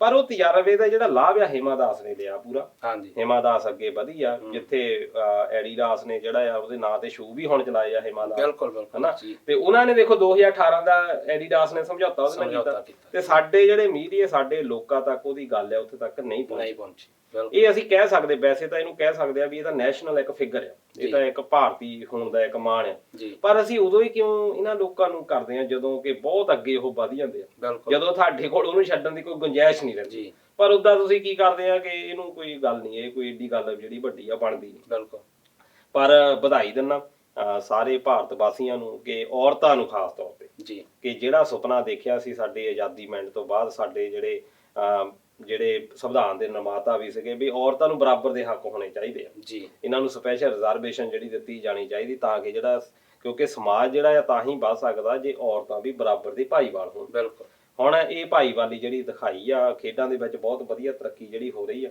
ਚਾਹੇ ਆਪਾਂ ਮੈਰੀ ਕਾਮ ਦੀ ਗੱਲ ਕਰੀਏ, ਮਲੇਸ਼ਵਰੀ ਦੀ ਗੱਲ ਕਰ ਲਈਏ, ਸਾਇਨਾ ਦੀ ਗੱਲ ਕਰ ਲਈਏ ਹਨਾ, ਸਾਨੀਆ ਮਿਰਜ਼ਾ ਦੀ ਗੱਲ ਕਰ ਲਈਏ, ਬਹੁਤ ਸਾਰੀਆਂ ਕੁੜੀਆਂ ਪੰਜਾਬ ਤੋਂ ਕੁਸ਼ਤੀ ਦੇ ਵਿੱਚ ਹਨਾ ਤੇ ਰੈਸਲਿੰਗ ਦੇ ਵਿੱਚ ਬਹੁਤ ਜ਼ਿਆਦਾ ਜਿਹੜਾ ਨਾਂ ਆ ਉਹ ਕਰ ਰਹੀ ਭਾਰਤ ਦਾ ਨਾਮ ਉੱਚਾ ਤੇ ਇਸ ਕਰਕੇ ਮੈਂ ਕਹਿੰਦਾ ਆ ਵੀ ਇਹ ਇੱਕ ਬਹੁਤ ਵਧੀਆ ਆ ਤੇ ਸਿੱਖਣਾ ਜ਼ਰੂਰ ਚਾਹੀਦਾ ਆ ਸਾਡੇ ਮੀਡੀਆ ਨੂੰ ਵੀ ਸਾਨੂੰ ਜਿਹੜਾ ਇਹੋ ਜਿਹੇ ਈਵੈਂਟਸ ਆ ਉਹਨਾਂ ਨੂੰ ਵੀ ਪ੍ਰਮੋਟ ਜਿਹੜਾ ਜ਼ਰੂਰ ਕਰਨਾ ਚਾਹੀਦਾ। ਜਿੱਦਾਂ ਹੁਣ ਪੋਲੈਂਡ ਤੇ ਚੈੱਕ ਰਿਪਬਲਿਕ ਜਿੱਥੇ ਹੋਈਆਂ ਇਹ ਈਵੈਂਟਸ ਖਾਸ ਤੌਰ ਤੇ ਉਹਨਾਂ ਦੀ ਜਿਹੜੀ ਜ਼ਰੂਰ ਗੱਲ ਜਿਹੜੀ ਆ ਉਹ ਕਰਨੀ ਜਿਹੜੀ ਆ ਬਣਦੀ ਆ। ਬਿਲਕੁਲ ਸੋ ਜਿੱਦਾਂ ਤੁਸੀਂ ਗੱਲ ਕੀਤੀ ਆ ਕਿ ਆਪਾਂ ਮੀਡੀਆ ਨੂੰ ਆਪਣਾ ਬਣਦਾ ਯੋਗਦਾਨ ਪਾਉਣਾ ਚਾਹੀਦਾ, ਇਹੋ ਜਿਹੇ ਖਿਡਾਰੀਆਂ ਨੂੰ ਹੋਰ ਉਤਸ਼ਾਹਿਤ ਕਰਨਾ ਚਾਹੀਦਾ ਆ। ਸੋ ਉਮੀਦ ਕਰਦੇ ਆ ਜੀ ਅੱਗੇ ਤੋਂ ਇਦਾਂ ਹੋਵੇ ਤੇ ਇਹ ਹਿਮਾ ਦਾਸ ਵਾਂਗੂ ਹੋਰ ਵੀ ਖਿਡਾਰੀ ਨਿਕਲਣ ਤੇ ਭਾਰਤ ਦਾ ਨਾਂ ਉੱਚਾ ਕਰਨ। ਸੋ ਦਲਜੀਤ ਸਿੰਘ ਜੀ ਅਗਲੀ ਗੱਲ ਆਪਾਂ ਕਰਾਂਗੇ ਜੀ ਕਿ 2008 ਚ ਚੰਦਰਯਾਨ 1 ਲਾਂਚ ਕੀਤਾ ਗਿਆ ਸੀ ਤਾਂ ਉਸ ਤੋਂ ਪੂਰੇ 10 ਸਾਲਾਂ ਬਾਅਦ 22 ਜੁਲਾਈ 2019 ਨੂੰ ਚੰਦਰਯਾਨ 2 ਲਾਂਚ ਕੀਤਾ ਗਿਆ, ਜਿਹਦੇ ਵਿੱਚ 986 ਕਰੋੜ ਦਾ ਖਰਚਾ ਆਇਆ ਜੀ ਪੂਰਾ। ਸੋ ਜਿੱਥੇ ਇਹ ਇੱਕ ਦੂਸਰੇ ਨੂੰ ਸਾਰੇ ਭਾਰਤੀ ਵਧਾਈਆਂ ਦੇ ਰਹੇ ਆ, ਉੱਥੇ ਇਹਦਾ ਵਿਰੋਧ ਵੀ ਹੋ ਰਿਹਾ ਜੀ, ਜਿਹਦੇ ਤਹਿਤ ਇਹ ਕਿਹਾ ਜਾ ਰਿਹਾ ਕਿ ਭਾਰਤ ਜਿੱਥੇ ਆਮ ਆਦਮੀ ਨੂੰ ਰੋਟੀ ਕਮਾਉਣੀ ਵੀ ਔਖੀ ਆ, ਉੱਥੇ 986 ਕਰੋੜ ਖਰਚਣ ਦੀ ਲੋੜ ਕੀ ਪੈ ਗਈ? ਸੋ ਕੀ ਕਹਿਣਾ ਚਾਹੋਗੇ? ਪਹਿਲਾਂ ਇਹਦੇ ਲਈ ਵੀ ਮੈਂ ਵਧਾਈ ਦੇ ਦਵਾਂ। ਬਿਲਕੁਲ ਬਹੁਤ ਘੱਟ ਸਮੇਂ ਹੁੰਦੇ ਆ ਵੀ ਜਦੋਂ ਇੰਨੇ ਵਧੀਆ ਜਿਹੜੇ ਰਿਲੈਕਸ ਖਬਰਾਂ ਜਿਹੜੀਆਂ ਹੋਣ, ਜਿਹੜਾ ਮਾਣ ਜਿਹੜਾ ਸਾਡਾ ਵਧਾਉਣ ਜੀ। ਇਹ ਦੇਖੋ ਆਲੋਚਨਾ ਹੋਣੀ ਮਾੜੀ ਚੀਜ਼ ਨਹੀਂ ਹੁੰਦੀ, ਆਲੋਚਨਾ ਹੋਣੀ ਚਾਹੀਦੀ ਆ, ਕ੍ਰਿਟਿਸਿਜ਼ਮ ਬਹੁਤ ਜ਼ਰੂਰੀ ਆ, ਪਰ ਕ੍ਰਿਟਿਸਿਜ਼ਮ ਜਿਹੜਾ ਪੋਜ਼ਿਟਿਵ ਹੋਣਾ ਚਾਹੀਦਾ, ਕਿਉਂਕਿ ਜਿੰਨਾ ਚਿਰ ਕਿਸੇ ਚੀਜ਼ ਦਾ ਜਿਹੜਾ ਕ੍ਰਿਟਿਸਿਜ਼ਮ ਨਹੀਂ ਹੁੰਦਾ ਤੁਸੀਂ ਅੱਗੇ ਨਹੀਂ ਵੱਧ ਸਕਦੇ। ਬਿਲਕੁਲ ਅਸੀਂ ਤਾਂ ਆਪਣੇ ਦਰਸ਼ਕਾਂ ਨੂੰ ਵੀ ਕਹਿੰਦੇ ਆ ਵੀ ਤੁਸੀਂ ਫੀਡਬੈਕ ਦਿਓ, ਬਹੁਤ ਸਾਰੀਆਂ ਗਲਤੀਆਂ ਅਸੀਂ ਕਰਦੇ ਆ ਬਿਲਕੁਲ, ਪਰ ਗਲਤੀਆਂ ਦੀ ਗੁੰਜਾਇਸ਼ ਹੁੰਦੀ, ਇਹੀ ਸਿੱਖਣਾ ਚਾਹੁੰਦਾ ਜੀ। ਹੁਣ ਜਿੱਥੇ ਤੱਕ ਅਸੀਂ ਇਸਰੋ ਦੀ ਗੱਲ ਕਰ ਲਈਏ, ਜਿਹੜਾ ਇੰਡੀਅਨ ਸਪੇਸ ਰਿਸਰਚ ਆਰਗੇਨਾਈਜੇਸ਼ਨ ਆ, ਉਹ ਕੰਮ ਕਰ ਰਿਹਾ ਤੇ ਬਹੁਤ ਵਧੀਆ ਕੰਮ ਜਿਹੜਾ ਕੀਤਾ, ਬੜਾ ਮਾਣ ਦੇ ਨਾਲ ਅਸੀਂ ਫਖਰ ਦੇ ਨਾਲ ਕਹਿੰਦੇ ਆ ਵੀ ਇਸਰੋ ਬਹੁਤ ਵਧੀਆ ਜਿਹੜਾ ਕੰਮ ਆ ਕਰ ਰਿਹਾ। ਤੁਸੀਂ 2008 ਦੀ ਗੱਲ ਕੀਤੀ ਆ ਬਈ ਚੰਨ ਤੱਕ ਇਹਨਾਂ ਨੇ ਉਹ ਪਹੁੰਚਾਇਆ ਲਾਂਚ, ਬਿਲਕੁਲ ਉਹ ਵੈਸੇ ਉਹਨੂੰ ਇੰਨਾ ਸਕਸੈਸਫੁਲ ਇਹ ਮੰਨਦੇ ਨਹੀਂ, ਪਰ ਫਿਰ ਵੀ ਉਹ ਕਹਿੰਦੇ ਆ ਵੀ ਜੋ ਅਸੀਂ ਸੋਚਿਆ ਸੀ ਉਸ ਤਰੀਕੇ ਦੇ ਨਾਲ ਇਹ ਪੂਰਾ ਹੋਇਆ, ਕਿਉਂਕਿ ਬਹੁਤ ਸਾਰੀਆਂ ਚੀਜ਼ਾਂ ਤੁਹਾਨੂੰ ਸਿੱਖਣ ਲਈ ਕਰਨੀਆਂ ਪੈਂਦੀਆਂ। ਇੱਥੇ ਤੱਕ ਪਹੁੰਚਣ ਦੇ ਲਈ। ਜੀ ਬਿਲਕੁਲ। ਹੁਣ ਉਹਦੇ ਵਿੱਚ ਉਹਨਾਂ ਨੇ ਇਹੀ ਕਿਹਾ ਸੀ ਵੀ ਅਸੀਂ ਉੱਥੇ ਦਾ ਦੇਖਣਾ ਸੀ ਵੀ ਆਰਬਿਟ ਵਗੈਰਾ ਦੀ ਰਿਸਰਚ ਜੋ ਵੀ ਸੀ ਉਹਦੇ ਤੱਕ ਉਹ ਪਹੁੰਚੇ ਆ। ਹੁਣ ਐਤਕੀ ਜਿਹੜਾ ਇਹਨਾਂ ਨੇ ਸੌਫਟ ਲੈਂਡਿੰਗ ਉੱਥੇ ਕਰਾਉਣੀ ਆ, ਜਾਣੀ ਵੀ ਜਿਹੜਾ ਰੋਬਟ ਭੇਜਣਾ ਇਹਨਾਂ ਨੇ ਉੱਥੇ, ਉਹਨੇ ਉੱਥੇ ਜਾ ਕੇ ਜਿਹੜਾ ਪਹੁੰਚਣਾ, ਤੇ ਖਾਸ ਤੌਰ ਤੇ ਉਹ ਦੱਖਣੀ ਹਿੱਸੇ ਦੇ ਵਿੱਚ ਜਿੱਥੇ ਕਿ ਹਮੇਸ਼ਾ ਹੀ ਹਨੇਰਾ ਰਹਿੰਦਾ, ਬਿਲਕੁਲ, ਜਿੱਥੇ ਕਿ ਬਹੁਤ ਜ਼ਿਆਦਾ ਠੰਡ ਰਹਿੰਦੀ ਆ, ਉੱਥੇ ਦੇ ਹਾਲਾਤ ਜਾਇਜ਼ਾ ਲੈਣ ਦੇ ਲਈ ਬਹੁਤ ਅਜੇ ਤੱਕ 5-6 ਦੇਸ਼ ਹੀ ਆ ਜਿਹੜੇ ਚੰਨ ਤੱਕ ਪਹੁੰਚੇ ਆ, ਜਿਨ੍ਹਾਂ ਨੇ ਲੈਂਡਿੰਗ ਕਰਾਈ ਆ। ਇਸ ਕਰਕੇ ਭਾਰਤ ਦਾ ਨਾਂ ਜਿਹੜਾ ਆ ਉੱਥੇ ਤੱਕ ਜਿਹੜਾ ਪਹੁੰਚਣਾ, ਇਹ ਬਹੁਤ ਇੱਕ ਮਾਣ ਵਾਲੀ ਗੱਲ ਆ, ਤੇ ਵਧਾਈਆਂ ਸਾਰੇ ਦੇਸ਼ ਵਾਸੀਆਂ ਨੂੰ ਇਸ ਗੱਲ ਦੇ ਲਈ। ਦੂਜਾ ਜਿਹੜਾ ਸਵਾਲ ਤੁਸੀਂ ਕੀਤਾ ਵੀ ਇੱਕ ਪਾਸੇ ਤਾਂ ਬੇਰੁਜ਼ਗਾਰੀ ਆ, ਭੁੱਖਮਰੀ ਆ, ਇਹ ਹੁਣ ਇਹ ਵਿਸ਼ਾ ਉੱਠਿਆ। ਬਿਲਕੁਲ, ਈਵਨ ਕਿ ਅਮਰੀਕਾ ਦੀਆਂ ਜਿਹੜਾ ਅਖਬਾਰਾਂ ਦੇ ਵਿੱਚ ਵੀ ਇਸ ਚੀਜ਼ ਦਾ ਵਿਰੋਧ ਹੋਇਆ ਵੀ ਭੁੱਖ ਨੰਗ ਸਾਡੇ ਦੇਸ਼ ਵਿੱਚ ਆ, ਤੇ ਤੁਸੀਂ ਮੰਗਲਯਾਨ ਜਿਹੜਾ ਭੇਜਿਆ ਆ, ਤੇ ਉੱਥੇ ਤੁਸੀਂ ਮੰਗਲ ਗ੍ਰਹਿ ਤੋਂ ਤੁਸੀਂ ਕੀ ਲੈਣਾ, ਪਹਿਲਾਂ ਤੁਸੀਂ ਆਪਣਾ ਇੰਡੀਆ ਦਾ ਸਾਂਭ ਲਓ ਜੀ, ਹਨਾ। ਬਿਲਕੁਲ, ਇਹ ਪਹਿਲੀ ਨਜ਼ਰੇ ਬਹੁਤ ਵਧੀਆ ਲੱਗਦਾ ਸੁਣਨ ਨੂੰ ਵੀ ਆਹ ਗੱਲ ਤਾਂ ਬਹੁਤ ਵਧੀਆ ਹੈ ਵੀ ਸਾਡੇ ਉੱਥੇ ਤਾਂ ਰੋਟੀ ਖਾਣ ਨੂੰ ਨਹੀਂ ਮਿਲਦੀ ਤੇ ਤੁਸੀਂ ਜਿਹੜਾ ਆ ਮੰਗਲ ਗ੍ਰਹਿ ਤੱਕ ਜਾਣ ਨੂੰ ਚੱਲਦੇ ਹੋ। ਬਿਲਕੁਲ, ਪਰ ਇਹਦਾ ਜਿਹੜਾ ਦੂਜਾ ਪੱਖ ਇਹ ਆ ਕਿ ਇਹ ਤੋਂ ਬਹੁਤ ਜ਼ਿਆਦਾ ਸੰਭਾਵਨਾਵਾਂ ਆ ਜੀ। ਹੁਣ ਤੁਸੀਂ ਦੇਖੋ ਵੀ ਸਾਡੇ ਜਿਹੜੇ ਆਪਾਂ ਬ੍ਰਿਸਬੇਨ ਸਟੂਡੀਓ ਤੋਂ ਜਿਹੜਾ ਇਹ ਪ੍ਰੋਗਰਾਮ ਆ ਪੇਸ਼ ਕਰ ਰਹੇ ਹਾਂ ਜੀ, ਤੇ ਸਾਡਾ ਜਿਹੜਾ ਇਹ ਪ੍ਰੋਗਰਾਮ ਹੈ ਅਮਰੀਕਾ ਕੈਨੇਡਾ ਦੇ ਵਿੱਚ ਵੀ ਦੇਖਿਆ ਜਾਂਦਾ, ਬਿਲਕੁਲ ਇੰਡੀਆ ਵਿੱਚ ਵੀ ਦੇਖਿਆ ਜਾਂਦਾ। ਕੋਈ ਬੰਦਾ ਹੋ ਸਕਦਾ ਮਲੇਸ਼ੀਆ ਬੈਠਾ ਹੋਇਆ ਸਾਨੂੰ ਦੇਖੇ, ਹੋ ਸਕਦਾ ਕੋਈ ਅਫਰੀਕਾ ਵਿੱਚ ਬੈਠਾ ਹੋਇਆ ਦੇਖ ਰਿਹਾ ਹੋਵੇ। ਇਹ ਕਿਹਦੇ ਕਰਕੇ ਹੋਇਆ ਕਿ ਜਿਹੜੇ ਸੈਟੇਲਾਈਟ ਸਾਡੇ ਉੱਤੇ ਤੱਕ ਪਹੁੰਚੇ ਆ, ਸਾਡੀਆਂ ਜਿਹੜੀਆਂ ਟੈਕਨੀਕਸ ਆ ਉਹ ਵਧੀਆਂ। ਬਿਲਕੁਲ, ਹੁਣ ਦੂਜੇ ਪਾਸੇ ਜਿਹੜੇ ਉਪਗ੍ਰਹਿ ਛੱਡਦੇ ਆ, ਸਭ ਤੋਂ ਜ਼ਿਆਦਾ ਸੰਭਾਵਨਾਵਾਂ ਇਹਦੇ ਵਿੱਚ ਇਸ ਕਰਕੇ ਆ ਕਿ ਇਹ ਦੁਨੀਆ ਦੇ ਵਿੱਚ ਸਭ ਤੋਂ ਸਸਤੀ ਸੇਵਾ ਦਿੰਦੇ ਆ ਇੰਡੀਆ ਵਾਲੇ ਜੀ। ਹੁਣ ਜਿੰਨੇ ਦੇ ਵਿੱਚ ਇਹਨਾਂ ਨੇ ਮੰਗਲਯਾਨ ਭੇਜ ਦਿੱਤਾ ਸੀ, ਇੰਨੇ ਖਰਚੇ ਦੇ ਵਿੱਚ ਉਹਨਾਂ ਦਾ ਇੱਕ ਜਹਾਜ਼ ਬਣਦਾ ਅਮਰੀਕਾ ਵਾਲਿਆਂ ਦਾ ਜੀ, ਫਾਈਟਰ ਜਹਾਜ਼ ਉਹਨਾਂ ਦਾ ਇੱਕ ਬਣਿਆ ਸੀ, ਇਨੀ ਮੰਗਲ ਤੱਕ ਉਹ ਬਣਾ ਕੇ ਭੇਜ ਦਿੱਤਾ। ਬਿਲਕੁਲ, ਤੇ ਉਹਦੀ ਜਿਹੜਾ ਉਹ ਸਫਲ ਰਿਹਾ, ਹਾਂਜੀ ਉਹ ਸਫਲ ਰਿਹਾ। ਹੁਣ ਇਹ ਜਿਹੜਾ ਚੰਦਰਯਾਨ ਆ ਇਹਨੂੰ ਵੀ ਸਫਲਤਾਪੂਰਵਕ ਉਡਾਇਆ ਜੀ, ਹਨਾ। ਤੇ ਇਹਦਾ ਜਿਹੜੇ ਰਾਕਟ ਦੇ ਨਾਲ ਇਹ ਭੇਜਦੇ ਆ, ਬਾਹੂਬਲੀ ਵੀ ਉਹਨੂੰ ਕਹਿ ਦਿੰਦੇ ਆ, GSLV ਜੀ, ਉਹ ਜਾਣੀ ਸਭ ਤੋਂ ਜ਼ਿਆਦਾ ਵਧੀਆ ਰਾਕਟ ਮੰਨਿਆ ਜਾਂਦਾ ਜੀ। ਬੜੀਆਂ ਉਹਦੇ ਵਿੱਚ ਜਾਣੀ ਜਿੱਦਾਂ ਕਹਿ ਲਓ ਬਈ ਫੇਲਰ ਹੋਣ ਦੇ ਬਹੁਤ ਘੱਟ ਜਿਹੜੇ ਆ ਚਾਂਸ ਹੁਣ ਤੱਕ ਇਹ ਇੱਕ ਬਿਜ਼ਨਸ ਹੀ ਬਹੁਤ ਵਧੀਆ ਬਣ ਗਿਆ। ਇਹਦੇ ਨਾਲ ਹੁਣ ਜਿਹੜੀਆਂ ਗੱਲਾਂ ਸਾਨੂੰ ਦੱਸੀਆਂ ਨਹੀਂ ਜਾਂਦੀਆਂ, ਜਿਹੜੇ ਲੋਕ ਕਹਿੰਦੇ ਨੇ ਕਿ ਇਹ ਘਾਟੇ ਵਾਲਾ ਸੌਦਾ ਵੀ ਤੁਸੀਂ ਪੈਸੇ ਵਿਦਆਊਟ ਰੀਜ਼ਨ ਜਿਹੜੇ ਆ ਕਰ ਰਹੇ ਆ, ਤੁਸੀਂ ਹੈਰਾਨ ਹੋਵੋਗੇ ਵੀ ਪਿਛਲੇ 2-3 ਸਾਲ ਦੇ ਵਿੱਚ ਹੀ 101 US ਮਿਲੀਅਨ ਡਾਲਰ ਇੰਨੇ ਦੀ ਕਮਾਈ ਕੀਤੀ ਹੈ ਇਸਰੋ ਨੇ। ਬਿਲਕੁਲ, ਜਿਹੜੇ ਬਾਹਰਲੇ ਦੇਸ਼ ਆ, ਈਵਨ ਕਿ ਅਮਰੀਕਾ ਦੇ ਬਹੁਤ ਸਾਰੇ ਸੈਟੇਲਾਈਟ ਆ ਇੰਡੀਆ ਨੇ ਛੱਡੇ ਆ ਜੀ ਆਰਬਿਟ ਦੇ ਵਿੱਚ। ਹਾਂਜੀ, ਇਹ ਤਾਂ ਇੱਕ ਕਮਾਈ ਬਹੁਤ ਵੱਡੀ ਉਹਨਾਂ ਨੇ ਬਣਾ ਲਈ। ਤੇ ਉਹਨਾਂ ਨੇ ਹੁਣ ਇਹ ਦੇਖਿਆ ਕਿ ਕਿਉਂਕਿ ਫੇਲਰ ਦੇ ਚਾਂਸ ਘੱਟ ਆ, ਹੁਣ ਜਿਹੜੇ ਬੰਦੇ ਨੇ ਸੈਟੇਲਾਈਟ ਦੇ ਉੱਤੇ ਕਰੋੜਾਂ ਰੁਪਈਆ ਲਾਇਆ ਜੀ, ਉਹ ਬੰਦਾ ਚਾਹੁੰਦਾ ਵੀ ਇਹ ਸੇਫ ਜਿਹੜਾ ਆਪਣੀ ਜਗ੍ਹਾ ਤੱਕ ਪਹੁੰਚੇ। ਬਿਲਕੁਲ, ਹੁਣ ਉਹ ਜਿਹੜੀ ਸੇਫ ਇਹ ਜਿਹੜੇ ਜਿੰਨੇ ਇਹ ਕੰਮ ਕਰ ਰਹੇ ਆ ਜੀ, ਉਹ ਇੱਕ ਤਰ੍ਹਾਂ ਦੇ ਨਾਲ ਆਪਣੇ ਕੰਮ ਦੀ ਜਿਹੜੀ ਵਧਾ ਰਹੇ ਆ ਸਮਰੱਥਾ ਜੀ। ਉਸ ਤੋਂ ਬਾਅਦ ਦੂਜੇ ਵੀ ਦੇਖਦੇ ਆ ਵੀ ਇਹ ਬੰਦਿਆਂ ਨੇ ਤਾਂ ਯਾਰ ਮੰਗਲ ਗ੍ਰਹਿ ਤੱਕ ਸਫਲ ਲਾਂਚਿੰਗ ਕੀਤੀ ਆ, ਇਹ ਤਾਂ ਬੰਦਿਆਂ ਨੇ ਸੌਫਟ ਲੈਂਡਿੰਗ ਕਰਾਈ ਉਹ ਚੰਦਰਯਾਨ ਦੇ ਵਿੱਚ, ਠੀਕ ਆ, ਤੇ ਅਸੀਂ ਇੱਥੇ ਜਿਹੜੀ ਇਨਵੈਸਟਮੈਂਟ ਆ ਉਹ ਕਿਉਂ ਨਾ ਕਰੀਏ। ਬਿਲਕੁਲ, ਇਹ ਇੱਕ ਬਹੁਤ ਸਲਾਮ ਆ ਸਾਰੇ ਵਿਗਿਆਨੀਆਂ ਨੂੰ, ਭਾਰਤ ਦੇ ਵਿਗਿਆਨੀਆਂ ਨੂੰ ਜੀ, ਤੇ ਉਹ ਜਿਹੜੇ ਆਪਣੇ ਪਰਿਵਾਰ ਵੀ ਨਹੀਂ ਦੇਖਦੇ। ਬਿਲਕੁਲ, ਹਨਾ, ਤੇ ਉਹਨਾਂ ਨੂੰ ਜਿਹੜੀ ਬਹੁਤ ਵਧਾਈ ਆ ਸਾਰਿਆਂ ਨੇ ਜਿਹੜਾ ਆਪਣੀ ਜੀਵਨ ਜਿਹੜੇ ਆ ਇਸ ਪਾਸੇ ਲਾਤੇ। ਇਹ ਸਾਡੀ ਇੱਕ ਕਹਿ ਲਓ ਕਿ ਬਦਕਿਸਮਤੀ ਆ ਕਿ ਅਸੀਂ ਆਪਣੇ ਵਿਗਿਆਨੀਆਂ ਨੂੰ ਬਣਦਾ ਸਨਮਾਨ ਨਹੀਂ ਦੇ ਪਾਉਂਦੇ। ਅਸੀਂ ਪਹਿਲਾਂ ਖਿਡਾਰੀਆਂ ਦੀ ਗੱਲ ਕੀਤੀ ਆ, ਅਸੀਂ ਅੱਜ ਵੀ ਪੰਜਾਬ ਦੀ ਖਾਸ ਤੌਰ ਤੇ ਹੁਣ ਜਿਹੜੇ ਮੈਨੂੰ ਬੜੀ ਹੈਰਾਨੀ ਹੁੰਦੀ ਆ ਤੇ ਸਲਾਮ ਵੀ ਆ ਸਾਊਥ ਇੰਡੀਅਨ ਨੂੰ ਕਿ ਜਿਹੜੇ ਅਸੀਂ ਉਹ ਵੀਡੀਓ ਜਿਹੜੀ ਲਾਈਵ ਦੇਖਦੇ ਵੀ ਸੀ ਜੀ, ਤੇ ਉਹ ਤੋਂ ਅਸੀਂ ਦੇਖਦੇ ਸੀ ਵੀ ਜ਼ਿਆਦਾਤਰ ਸਾਊਥ ਇੰਡੀਅਨ ਲੱਗਦੇ ਸੀ। ਬਿਲਕੁਲ ਜੀ, ਹਨਾ। ਤੇ ਜਿਹੜੀ ਲਾਈਵ ਜਿਹੜੇ ਪ੍ਰੋਗਰਾਮ ਵੀ ਦਿਖਾਏ ਜਾ ਰਹੇ ਸੀ ਉਹਦੇ ਵਿੱਚ ਜਿਹੜੀਆਂ ਚੀਜ਼ਾਂ ਹੋ ਰਹੀਆਂ ਸੀ ਜਾਂ ਜਿਹੜੇ ਟੀਵੀ ਚੈਨਲ ਚਲਾ ਰਹੇ ਸੀ ਉਹ ਜ਼ਿਆਦਾਤਰ ਜਿਹੜੀਆਂ ਸਾਊਥ ਇੰਡੀਅਨ ਭਾਸ਼ਾਵਾਂ ਸੀ ਉਹਨਾਂ ਦੇ ਵਿੱਚ ਗੱਲਬਾਤ ਹੋ ਰਹੀ। ਬਿਲਕੁਲ, ਬਿਲਕੁਲ, ਤੇ ਸਾਡੇ ਕਿਸੇ ਪੰਜਾਬੀ ਨੇ ਤੇ ਨਹੀਂ ਲਾਈਵ ਕੀਤਾ ਜੀ, ਕਿਸੇ ਪੰਜਾਬੀ ਦੇ ਚੈਨਲ ਨੇ, ਜਿੱਦਾਂ ਆਪਾਂ ਮੀਡੀਆ ਦੀ ਗੱਲ ਕੀਤੀ, ਕਿਸੇ ਨੇ ਕੋਈ ਐਫਰਟ ਹੀ ਨਹੀਂ ਕੀਤਾ ਗਿਆ। ਬਿਲਕੁਲ, ਹੁਣ ਅਸੀਂ ਜਦੋਂ ਐਫਰਟ ਨਹੀਂ ਕਰਾਂਗੇ, ਅਸੀਂ ਆਪਣੇ ਬੱਚਿਆਂ ਨੂੰ ਦੱਸਾਂਗੇ ਨਹੀਂ ਵੀ ਆਹ ਸਾਇੰਸ ਜਿਹੜੀ ਆ ਇਹ ਏਦਾਂ ਕੰਮ ਕਰਦੀ ਹੈ। ਅਸੀਂ ਬੱਚਿਆਂ ਨੂੰ ਪਹਿਲਾਂ ਹੀ ਕਹਿਤਾ ਇਹ ਤਾਂ ਬਿਆਰਸ ਦੇ ਵਿੱਚ ਆ, ਹਨਾ। ਮੈਂ ਸੋਸ਼ਲ ਮੀਡੀਆ ਦੇ ਵਿੱਚ ਵੀ ਕਮੈਂਟ ਪੜ੍ਹਦਾ ਸੀ ਤੇ ਪੰਜਾਬੀਆਂ ਨੇ ਤਾਂ ਬਹੁਤ ਗਾਲਾਂ ਕੱਢੀਆਂ। ਬਿਲਕੁਲ, ਇਹਦਾ ਸਾਨੂੰ ਕੀ ਫਾਇਦਾ ਜੀ, ਠੀਕ ਹੈ, ਇਹਦਾ ਸਾਨੂੰ ਕੀ, ਇਹ ਰੋਟੀ ਤੋਂ, ਹਨਾ। ਤੇ ਇਹ ਜਿਹੜਾ ਇਹ ਕਿੱਦਾਂ ਦੇ ਕੁਐਸਚਨ, ਉਹ ਕੁਐਸਚਨ ਕੌਣ ਕਰਦਾ ਕਿ ਉਹ ਜਿਹੜਾ ਮੀਡੀਆ ਨੇ ਜਿਹੜੀ ਪ੍ਰੋਪਰ ਖਬਰ ਆ ਸਾਡੇ ਤੱਕ ਪਹੁੰਚਾਈ ਨਹੀਂ। ਬਿਲਕੁਲ, ਹਨਾ। ਚਾਹੀਦਾ ਇਹ ਸੀ ਵੀ ਸਾਡੇ ਉਹ ਵਿਗਿਆਨੀ ਉਹ ਰੋਲ ਮਾਡਲ ਹੁੰਦੇ ਜੀ, ਉਹ ਸਾਨੂੰ ਉੱਥੇ ਤੱਕ, ਤਾਂ ਹੀ ਬੱਚੇ ਸੋਚਣਗੇ ਰੋਲ ਮਾਡਲ ਆ। ਹੁਣ ਹਰ ਬੱਚਾ ਜਿਹੜਾ ਆ ਸਚਿਨ ਤੇਂਦੁਲਕਰ ਕਿਉਂ ਬਣਨਾ ਚਾਹੁੰਦਾ। ਬਿਲਕੁਲ, ਹਰ ਬੱਚਾ ਜਿਹੜਾ ਆ ਗੁਰਦਾਸ ਮਾਨ ਕਾਹਤੇ ਬਣਨਾ ਚਾਹੁੰਦਾ? ਜੀ ਬਿਲਕੁਲ ਜੀ। ਕੋਈ ਬੱਚਾ ਜਿਹੜਾ ਆ ਅਬਦੁਲ ਕਲਾਮ ਬਣਨਾ ਕਿਉਂ ਨਹੀਂ ਚਾਹੁੰਦਾ? ਬਿਲਕੁਲ ਉਹਦਾ ਕਾਰਨ ਕੀ ਹੈ ਕਿ ਉਹਨੂੰ ਜਿਹੜਾ ਮੀਡੀਆ ਨੇ ਇਹ ਦਿਖਾਇਆ ਵੀ ਸਚਿਨ ਤੇਂਦੁਲਕਰ ਬਣ ਕੇ ਤਾਂ ਬਹੁਤ ਫੇਮਸ ਹੋਣਾ, ਬਿਲਕੁਲ ਤੇਰੇ ਤੇ ਪੈਸਿਆਂ ਦੀ ਬਾਰਿਸ਼ ਹੋਣੀ ਆ। ਜੀ। ਜਦੋਂ ਤੂੰ ਗੁਰਦਾਸ ਮਾਨ ਬਣ ਜਾਣਾ ਤਾਂ ਗਵਈਆ ਬਣ ਜਾਣਾ, ਤੇਰੇ ਤੇ ਪੈਸਿਆਂ ਦੀ ਬਾਰਿਸ਼ ਬਹੁਤ ਹੋਣੀ, ਬਿਲਕੁਲ ਲੋਕਾਂ ਨੇ ਤੇਰੇ ਨਾਲ ਫੋਟੋ ਕਰਾਉਣੀ ਹੈ, ਠੀਕ ਆ। ਪਰ ਜਿਹੜਾ ਵਿਗਿਆਨੀ ਹੁੰਦਾ ਉਹ ਤਾਂ ਇੱਕ ਵਿਆਹ ਦੇ ਵਿੱਚ ਵੀ ਕਿਤੇ ਆ ਜਾਵੇ, ਇੱਕ ਨੁੱਕਰੇ ਜਿਹਾ ਬੈਠਾ ਹੁੰਦਾ, ਉਹਦੇ ਵਿਚਾਰੇ ਦੇ ਚਾਰ ਪਕੌੜੇ ਹੁੰਦੇ, ਉਹਨੂੰ ਇਹ ਨਹੀਂ ਕੋਈ ਕਹਿੰਦਾ ਵੀ ਚਾਹ ਲੈ ਲਓ ਭਾਜੀ, ਬਿਲਕੁਲ ਬਿਲਕੁਲ ਕੋਈ ਨਹੀਂ ਕਹਿੰਦਾ। ਬਿਲਕੁਲ ਉਹਦੇ ਇਹਦੇ ਵਿੱਚ ਤੁਸੀਂ ਇਹ ਸੰਭਾਵਨਾ ਮਤ ਦੇਖੋ ਜੀ ਕਿ ਅਸੀਂ ਜਿਹੜੇ ਇੰਟੈਲੀਜੈਂਟ ਲੌਬੀ ਸੀ ਉਹਨੂੰ ਅਸੀਂ ਇੰਨਾ ਪਸਾਰ ਦਿੱਤਾ ਕਿ ਅੱਜ ਸਾਡੇ ਜਿਹੜੇ ਹਾਲਾਤ ਆ, ਅਸੀਂ ਕਹੀ ਤਾਂ ਜਾਂਦੇ ਆ ਅਸੀਂ ਆਹ ਖਰਾਬ ਕਰ ਲਿਆ, ਆਹ ਖਰਾਬ ਕਰ ਲਿਆ, ਪਰ ਅਸੀਂ ਸਹੀ ਤੇ ਗਲਤ ਦੇ ਵਿੱਚ ਨਿਰਣਾ ਹੀ ਨਹੀਂ ਕਰ ਪਾਏ। ਅਸੀਂ ਉਹਨੂੰ ਦੱਸੇ ਹੀ ਨਹੀਂ ਪਾਏ ਵੀ ਇਹਦੇ ਵਿੱਚ ਸਹੀ ਕੌਣ ਤੇ ਗਲਤ ਕੌਣ। ਤੇ ਇਸ ਕਰਕੇ ਇਹ ਜਿਹੜੇ ਸਾਊਥ ਇੰਡੀਅਨ ਨੇ ਇਹਨਾਂ ਤੋਂ ਸਾਨੂੰ ਸਿੱਖਣਾ ਚਾਹੀਦਾ ਜੀ। ਬਿਲਕੁਲ। ਤੇ ਦੇਖੋ ਭਾਰਤ ਇੱਕ ਲੜੀ ਆ ਪੂਰਾ, ਜਿੱਦਾਂ ਇਹ ਉਦੋਂ ਰੇਲਵੇ ਸਟੇਸ਼ਨਾਂ ਤੇ ਲਿਖਿਆ ਹੁੰਦਾ ਸੀ, ਹੁਣ ਤਾਂ ਮੈਨੂੰ ਪਤਾ ਨਹੀਂ, ਜੋ ਬੜਾ ਮੈਂ ਸਫ਼ਰ ਕੀਤਾ ਰੇਲਵੇ ਦੇ ਵਿੱਚ, ਇੰਡੀਅਨ ਰੇਲਵੇ ਚ, ਉੱਥੇ ਲਿਖਿਆ ਹੁੰਦਾ ਸੀ ਵੀ ਕੰਨਿਆ ਕੁਮਾਰੀ ਤੋਂ ਜੰਮੂ ਕਸ਼ਮੀਰ ਤੱਕ ਭਾਰਤ ਇੱਕ ਹੈ। ਬਿਲਕੁਲ ਹੈ ਨਾ ਜੀ, ਬਿਲਕੁਲ ਕਿਹਾ ਜਾਂਦਾ, ਬਿਲਕੁਲ ਲਿਖਿਆ। ਪਰ ਅਸੀਂ ਇੱਕ ਦੂਜੇ ਤੋਂ ਸਿੱਖਦੇ ਨਹੀਂ। ਬਿਲਕੁਲ। ਹਰ ਸਟੇਟ ਦੀ ਆਪਣੀ ਇੱਕ ਸਮਰੱਥਾ, ਹਰ ਸਟੇਟ ਦੇ ਵਿੱਚ ਇੱਕ ਵਿਲੱਖਣ ਯੋਗਤਾ ਆ, ਅਸੀਂ ਇੱਕ ਦੂਜੇ ਤੋਂ ਸਿੱਖਣਾ ਤਾਂ ਕਿ ਅਸੀਂ ਬਰਾਬਰ ਜਿਹੜੀ ਆ ਅੱਗੇ ਵਧੀਏ ਜੀ। ਇਹ ਅਸੀਂ ਕਿਉਂ ਨਹੀਂ ਇਦਾਂ ਸੋਚਦੇ ਵੀ ਬਿਹਾਰ ਕਾਹਤੇ ਇੰਨਾ ਪਛੜ ਗਿਆ, ਅਸੀਂ ਕਿੱਦਾਂ ਇਕਨੋਮਿਕਲੀ ਅੱਗੇ ਨਿਕਲ ਗਏ, ਜਾਂ ਹੁਣ ਜਿੱਦਾਂ ਆਪਾਂ ਸਾਊਥ ਇੰਡੀਅਨ ਦੀ ਗੱਲ ਕੀਤੀ ਉਹ ਕਿਉਂ ਅੱਗੇ ਜਾ ਰਹੇ। ਇਸ ਕਰਕੇ ਸਾਨੂੰ ਉਹਨਾਂ ਦੀਆਂ ਜਿਹੜੀਆਂ ਗਲਤੀਆਂ ਉਹਨਾਂ ਤੋਂ ਵੀ ਸਿੱਖਣਾ ਚਾਹੀਦਾ, ਉਹਨਾਂ ਨੇ ਜੋ ਮਾਰ ਕੇ ਮਾਰੇ ਉਹਨਾਂ ਤੋਂ ਵੀ ਸਾਨੂੰ ਜਿਹੜਾ ਸਿੱਖਣਾ ਚਾਹੀਦਾ। ਇਹ ਜਿਹੜੇ ਚੰਦਰਯਾਨ ਆ ਹੋਰ ਪਤਾ ਨਹੀਂ ਕਿੰਨੇ ਕੁਐਸਚਨ ਹੋਣਾ, ਪਰ ਇਹਨਾਂ ਚੀਜ਼ਾਂ ਸਾਨੂੰ ਸਿੱਖਣਾ ਵੀ ਜਿਹੜਾ ਆ ਜ਼ਰੂਰ ਚਾਹੀਦਾ ਜੀ। ਬਿਲਕੁਲ।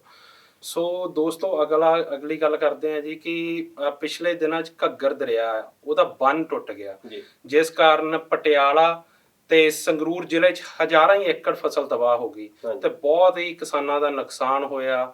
ਪਰ 6ਵੇਂ ਦਿਨ ਉਹ ਬੰਨ ਜਾ ਕੇ ਪੂਰਿਆ ਗਿਆ ਤੇ 6ਵੇਂ ਦਿਨ ਪੰਜਾਬ ਦੇ ਮੁੱਖ ਮੰਤਰੀ ਸਾਹਿਬ ਨੇ ਹਵਾਈ ਦੌਰਾ ਕੀਤਾ। ਸੋ ਦਲਜੀਤ ਸਿੰਘ ਜੀ ਕੀ ਸੋਚਦੇ ਹੋ ਕਿ ਸਰਕਾਰ ਦੀ ਨੀਂਦ ਦੇਰੀ ਨਾਲ ਖੁੱਲੀ ਜਾਂ ਕੀ ਕਹਿਣਾ ਚਾਹੋਗੇ ਜੀ? ਇਹ ਘੱਗਰ ਦਰਿਆ ਦਾ ਜਿਹੜਾ ਆਪਾਂ ਗੱਲ ਕਰਦੇ ਹਾਂ ਜੀ, ਵੈਸੇ ਤਾਂ ਕਿਹਾ ਜਾਂਦਾ ਵੀ ਸਤਲੁਜ, ਬਿਆਸ ਤੇ ਰਾਵੀ 3 ਦਰਿਆ ਆ ਸਾਡੇ ਕੋਲ, ਹਨਾ। 2 ਦਰਿਆ ਸਾਡੇ ਪਾਕਿਸਤਾਨ ਚਲੇ ਗਏ। ਹਾਂਜੀ। ਘੱਗਰ ਦਰਿਆ ਇੱਕ ਕਹਿ ਲਓ ਵੀ ਇਹ ਬਰਸਾਤਾਂ 'ਚ ਹੀ ਚੱਲਦਾ, ਇਹ ਜਾਣੀ ਵੀ ਜਦੋਂ ਮੀਂਹ ਪੈਂਦੇ ਆ ਉਸ ਵੇਲੇ ਇਹਦੀ ਚੜਾਈ ਪੂਰੀ ਹੋ ਜਾਂਦੀ। ਇਹਦਾ ਹੋਰ ਕਦੀ ਤੁਸੀਂ ਨਾਂ ਨਹੀਂ ਸੁਣਿਆ, ਸਾਰਾ ਸਾਲ ਨਹੀਂ ਸੁਣਿਆ ਜਾਂਦਾ। ਆ ਜਦੋਂ ਜੁਲਾਈ ਅਗਸਤ ਆਉਂਦਾ ਇਹ ਕਰਦਾ, ਇਹ 4-5 ਸਾਲਾਂ ਬਾਅਦ ਇਹ ਇਦਾਂ ਉੱਠਦਾ, ਜਿੱਦਾਂ ਵੀ 4-5 ਸਾਲ ਇਹ ਸਕੂਨ ਜਿਹਾ ਚ ਰਹਿੰਦਾ, ਕਿਉਂਕਿ ਫਿਰ ਉਹ 4-5 ਸਾਲ ਇਹ ਕੰਮ ਜਿਹਾ ਹੌਲੀ ਨਹੀਂ ਕਰ ਲੈਣਾ, 4-5 ਸਾਲ ਵਧੀਆ ਨਿਕਲ ਜਾਣੇ। ਬਿਲਕੁਲ ਪੱਕਾ ਨਹੀਂ ਪ੍ਰਬੰਧ ਕਰਨਾ। ਉਹ ਜਿਹੜੇ ਬੋਰੇ ਵਗੈਰਾ ਜਾਂ ਰੇਤੇ ਵਗੈਰਾ ਦੇ ਭਰ ਕੇ ਰੱਖ ਦੇਣੇ, ਉਹ 4-5 ਸਾਲ ਲੱਗਣੇ ਆ, ਉਸ ਤੋਂ ਬਾਅਦ ਘੱਗਰ ਫੇਰ ਆਉਣਾ ਜੀ। ਬਿਲਕੁਲ। ਹੁਣ ਜਿੱਦਾਂ ਕੈਪਟਨ ਅਮਰਿੰਦਰ ਸਿੰਘ ਉਹਨਾਂ ਨੇ ਹਵਾਈ ਦੌਰਾ ਕੀਤਾ, ਉਹਨਾਂ ਨੇ ਕਿਹਾ ਵੀ ਸੰਗਰੂਰ ਤੇ ਪਟਿਆਲਾ ਜ਼ਿਲ੍ਹੇ ਦੀ ਹਜ਼ਾਰਾਂ ਏਕੜ ਜਿਹੜੀ ਆ ਜ਼ਮੀਨ ਉਹ ਤਬਾਹ ਹੋ ਗਈ ਜੀ। ਹੁਣ ਇਹ ਹਿਮਾਚਲ ਪ੍ਰਦੇਸ਼ ਚੋਂ ਚੱਲਦਾ, ਹਿਮਾਚਲ ਪ੍ਰਦੇਸ਼ ਤੋਂ ਇਹ ਦਰਿਆ ਨਿਕਲਦਾ ਜੀ, ਫਿਰ ਪੰਜਾਬ ਚ ਆਉਂਦਾ, ਫਿਰ ਹਰਿਆਣੇ ਚ ਆਉਂਦਾ, ਫਿਰ ਰਾਜਸਥਾਨ ਚ ਆਉਂਦਾ। ਹੁਣ ਪੰਗਾ ਕਿੱਥੇ ਪਿਆ, 1966 ਚ ਪੰਜਾਬ ਦੀ ਹੋ ਗਈ ਵੰਡ। ਹੁਣ ਇਹ ਕਹਿ ਦਿੰਦੇ ਆ ਵੀ ਸਾਡਾ ਪਾਸਾ ਜਿਹੜਾ ਆ ਇਹ ਹਰਿਆਣੇ ਦਾ ਜਿਹੜਾ ਪਾਲਾ ਪਾਸਾ ਸਾਡਾ ਇੱਧਰਲਾ ਪਾਸਾ ਹਨਾ, ਉਹ ਖਰਚਾ ਕਰਨ, ਕਿਉਂਕਿ ਇਹ 3-4 ਸਟੇਟਾਂ ਦੇ ਵਿੱਚ ਹੀ ਚੱਲਦਾ, ਰਾਜਸਥਾਨ ਜਾ ਕੇ ਖਤਮ ਹੁੰਦਾ।